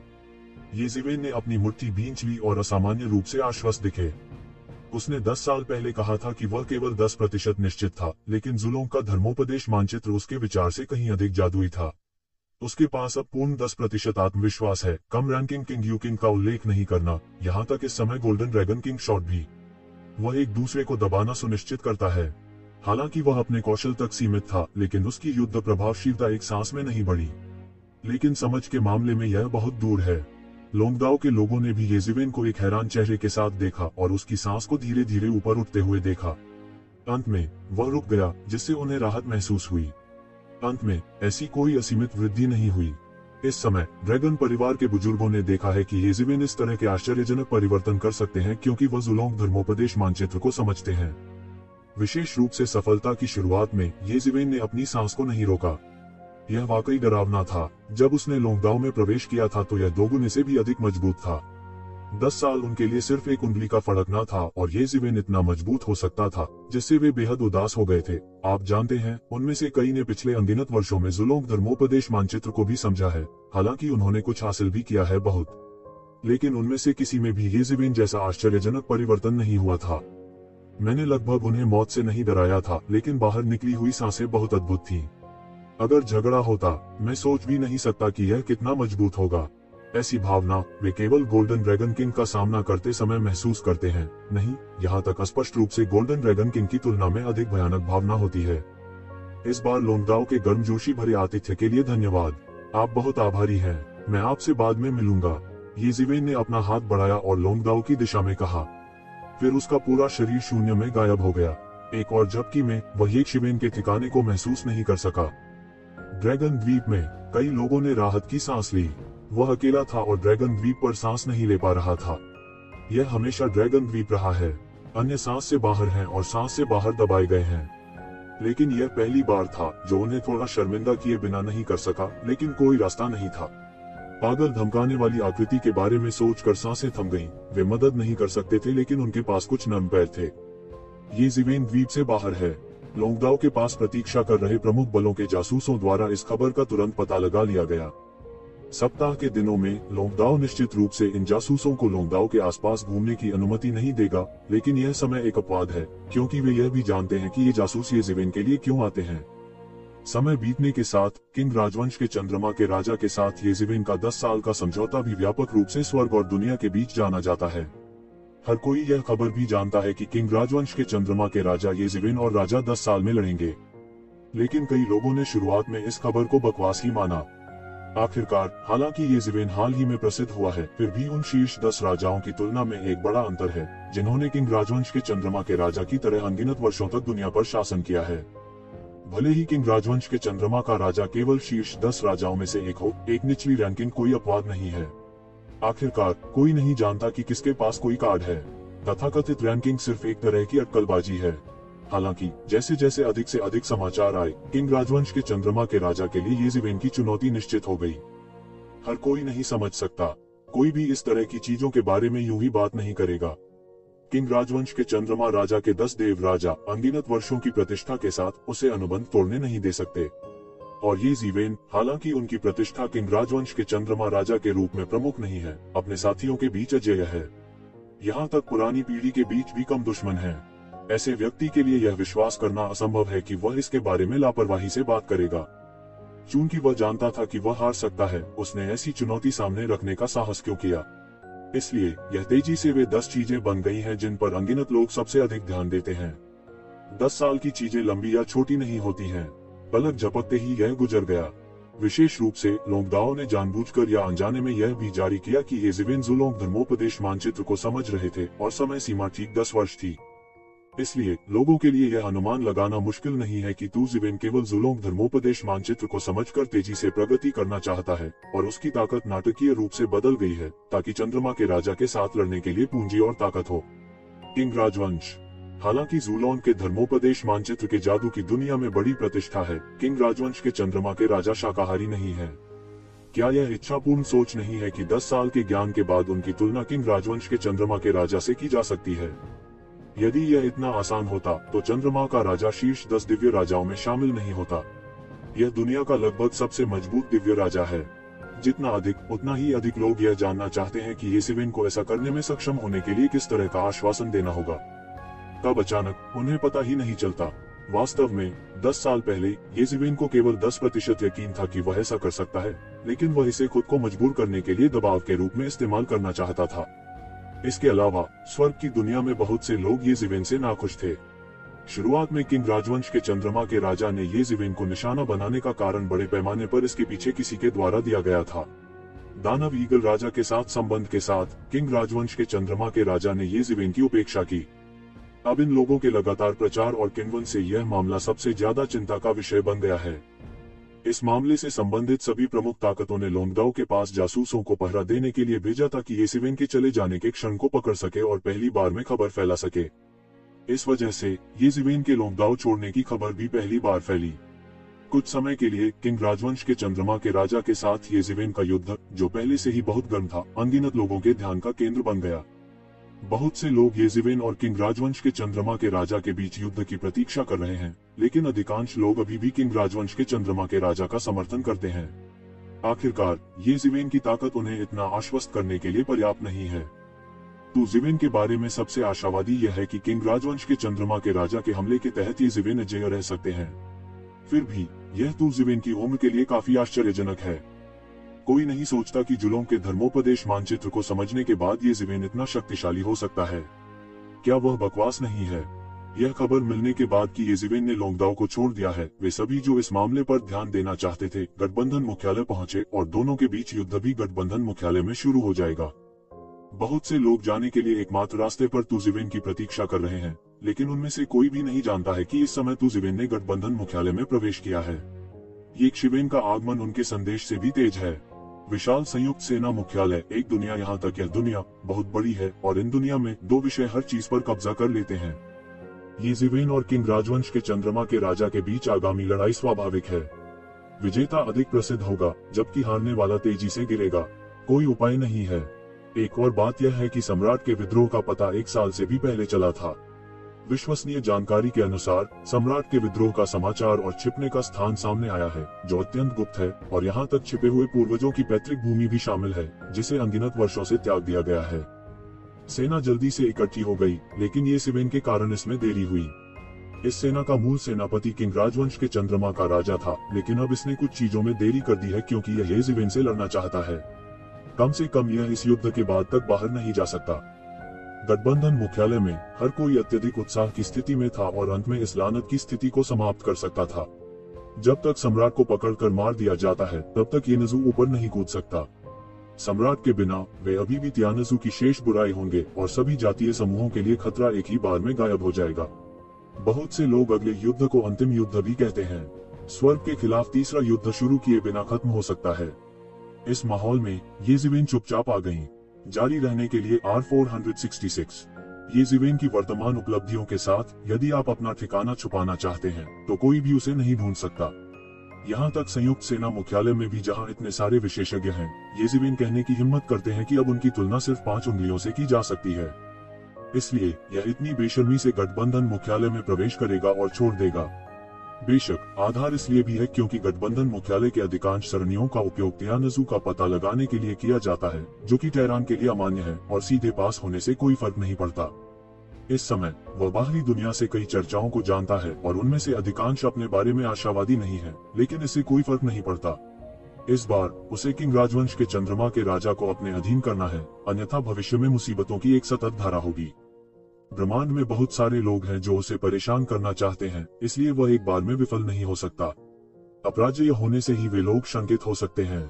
यह सही है, तब हम सबको चौंका सकते हैं। उसने अपने शरीर को छिपा दिया और अग्नि के देवता को खोजने चला गया। अब आग के देवता मूल रूप से गठबंधन मुख्यालय में लंबे समय से तैनात हैं और छिपी हुई घाटी के प्रतिनिधि हैं। अन्य राजा बाहर जाएंगे जब तक कि उनके पास अन्य कार्य न हो, अन्यथा उन्हें मूल रूप से छिपी हुई घाटी में रहना पड़ता है। हालांकि तियानज़ू के खिलाफ अधिक से अधिक घेराव और दमन हो रहा है, कोई भी यह नहीं कह सकता है कि क्या तियानज़ू एक राजा सीलिंग संप्रदाय को घेरने का साहस करेगा। उन्होंने ऐसा पहले नहीं किया है। किंग हुआंग, यह कार के सामने लगभग एक नई किताब है जिससे उन्हें सावधान रहना पड़ता है। छोटे मार्शल भाई, क्या तुमने रीति रिवाजों को पार कर लिया है? जब आग के देवता ने येज़िवेन को देखा तो वह कुछ दुर्घटनाओं से खुद को रोक नहीं सका। उसने अपनी उंगलियां सिकुड़ी और समय गिना। 10 साल हो गए हैं। इन 10 सालों में वह पिछले विश्व युद्ध के हाथों और भूत से निपटता रहा है। बहुत सारी चीजें हैं और बहुत सी चीजें हैं जिन्हें शेड्यूल करने और समझौता करने की जरूरत है। हाँ, येज़िवेन ने सिर हिलाया। अग्नि के यहोवा को देखो, वह राजा के राज्य के मध्य में प्रवेश करने ही वाला है। मुझे डर है कि वह केवल आधा कदम दूर है। बड़े योद्धा भाई, ऐसा लगता है कि वह राजा के राज्य के मध्य में प्रवेश करने वाला है। बधाई हो। 10 साल पहले ऐसा ही एक संकेत था और अब यह दरवाजे से केवल एक कदम दूर है। यह भी एक सामान्य सफलता है। आखिरकार हर कोई इस तरह की सफलता नहीं हासिल कर सकता है जैसे कि येज़िवेन। लेकिन मैं अभी भी तुम्हारे साथ नहीं पकड़ सकता, छोटे मार्शल भाई। अग्निदेव ने आह भरी और कहा। उसने लगभग येज़िवेन के विकास को कदम दर कदम देखा था। अब तक दायरे ने उसे पार कर लिया है और उसकी वास्तविक युद्ध प्रभावशीलता ने खुद को पूरी तरह से हरा दिया है। यहाँ तक किंग राजवंश के चंद्रमा के राजा जैसे पौराणिक पूर्ववर्तियों की तुलना में सैकड़ों हजारों साल पहले किंग राजवंश के चंद्रमा के राजा शीर्ष 10 राजा बन गए थे। यदि आप उसके साधना काल को गिने तो वह लाखों वर्षों से भी अधिक का होगा। जब उन्होंने अपना करियर शुरू किया तो दूसरी पार्टी पहले से ही दुनिया में एक प्रसिद्ध सुपर किंग थी जो बिल्कुल भी समान नहीं है। सारी छिपी हुई घाटी को ऐसा गुरु नहीं मिल सकता जिसकी तुलना उसके साथ की जा सके, लेकिन ये ज़िवेन ने किया। न केवल बाहरी लोग उन्हें एक चमत्कार के रूप में मानते हैं, बल्कि यंगू में भी ये ज़िवेन को एक मिथक और किंवदंती के रूप में मानते हैं। जब तक कि वे मिथक और किंवदंतियां न हो, कौन कर सकता है जो दूसरे लोग हजारों वर्षों की छोटी अवधि में लाखों वर्षों तक कर सकते हैं। हालांकि राव ऐसा है, वह किंग राजवंश के चंद्रमा के राजा को ये ज़िवेन की चुनौती के बारे में सोचता है। मेरे दिल में अभी भी बहुत नीचे नहीं है। यह सच है कि ये ज़िवेन ने कई चमत्कार किए हैं, लेकिन यह बात चमत्कार के दायरे से बाहर हो गई है। अरे छोटे मार्शल भाई, तुम आवेगी हो, चंद्रमा के राजा से निपटना इतना आसान नहीं है। अग्नि के देवता ने आह भरते हुए कहा, यह सिर्फ एक युद्ध है। ये ज़िवेन मुस्कुराए और 10 साल पहले की तरह कुछ भी महसूस नहीं किया। उसके पास केवल 10% आत्मविश्वास हो सकता है, लेकिन 10 साल बाद सब कुछ अलग हो गया है। इतने मजबूत गैदाई खिलाड़ियों से लड़कर उन्होंने अपने आत्मविश्वास को दुगना कर लिया है। दानव सम्राट, शूरा दानव राजा और अन्य की तुलना में हालांकि किंग चंद्रमा का राजा मजबूत है, यह सिर्फ एक चमकदार आग और उज्जवल चंद्रमा की चमक है। छोटे मार्शल भाई, स्पष्ट रूप से आप थोड़ा निश्चित हैं। यदि आप निश्चित नहीं हैं, तो आप लाइमलाइट से बचने के लिए बाहर जा सकते हैं। मुझे आपकी प्रतिभा पर विश्वास है। चंद्रमा के राजा को हराने के लिए यह कोई भ्रम नहीं है। हजारों वर्ष, अग्नि के देवता ने कहा। उनकी राय में यह सबसे सुरक्षित और सबसे विश्वसनीय तरीका है। ये ज़िवेन हजारों साल बाद केवल 10,000 साल पुरानी है। राजा के क्षेत्र को सील करने वाले विशेषज्ञों के लिए वह अभी भी बहुत छोटा है। फिर भी यह इतिहास का चमत्कार है। थोड़े समय के लिए लड़ने की जरूरत नहीं है। किंग राजवंश के चंद्रमा का राजा अंधाधुंध है। वह एक ज़िवेन को दबाने से भी नाखुश है। हालांकि वह समझता है कि उसकी ताकत एक शीर्ष अस्तित्व से अलग है, हालांकि वह एक ही राजा है। बड़े योद्धा भाई, मैं आपकी दया की सराहना करता हूँ, लेकिन मैं इस युद्ध को टाल नहीं सकता और मैं इसे टाल नहीं सकता। अब तक मुझे कदम दर कदम मुश्किल और खतरनाक कहा जा सकता है। एक कदम पीछे लेना एक चट्टान है। यह मत कहो कि अब मुझे यकीन है।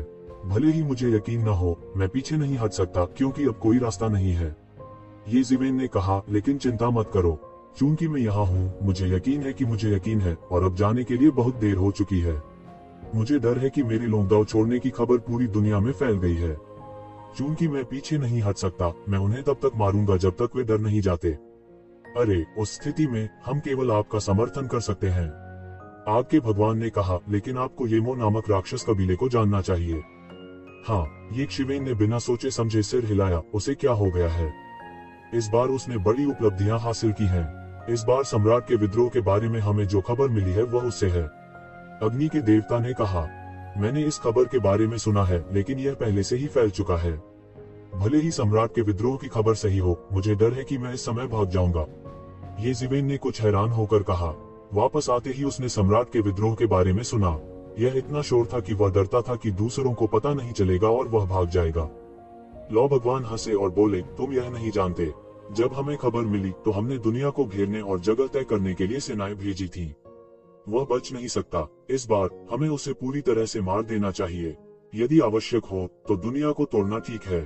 ये ज़िवेन स्पष्ट रूप से जानते थे कि सभी जातीय समूहों की मित्र सेनाएं इस लड़ाई को अंतिम लड़ाई मानने जा रही थीं। उन्हें एक ही बार में उसे मार देना चाहिए। जब तक सम्राट की मृत्यु हुई, तियानजू के शेष पाप चिंता का विषय नहीं होंगे। आमतौर पर बोलना, भले ही लड़ाई भयंकर हो, इसका उद्देश्य शायद ही कभी दुनिया को कुचलना है। जब एक दुनिया टूट जाती है तो दुनिया की इच्छा पलटवार करेगी।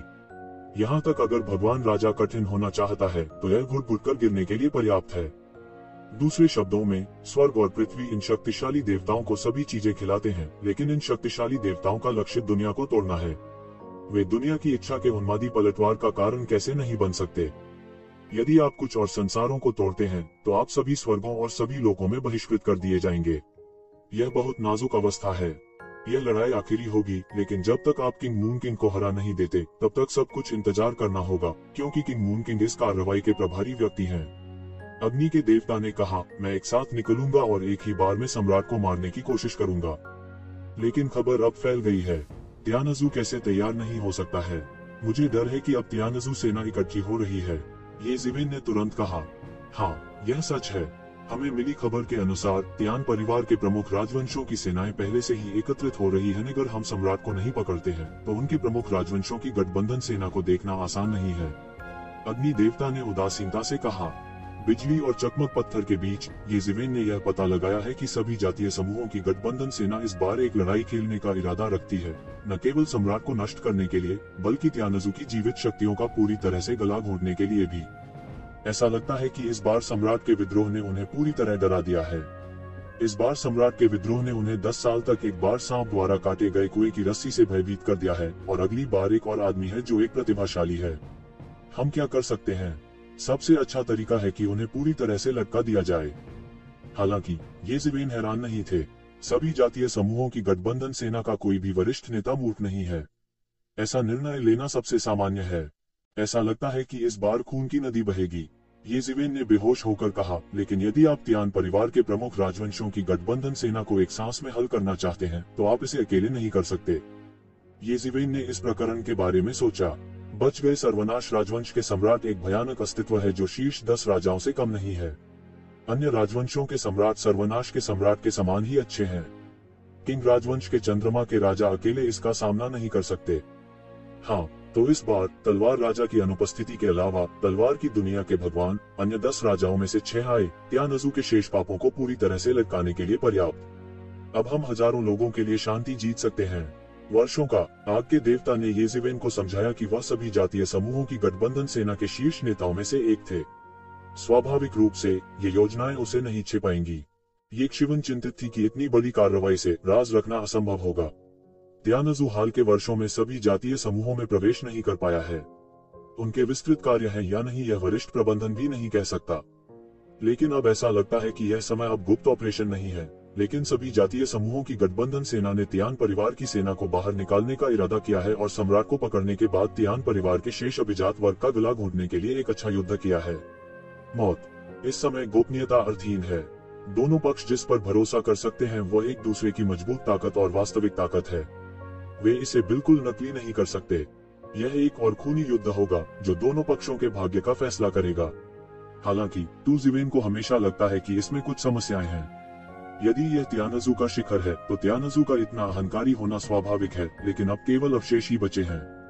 क्या वे तब भी सभी जातीय समूहों की गठबंधन सेना से लड़ेंगे जबकि वे जानते हैं कि उनका पलड़ा भारी नहीं है? करने के लिए जारी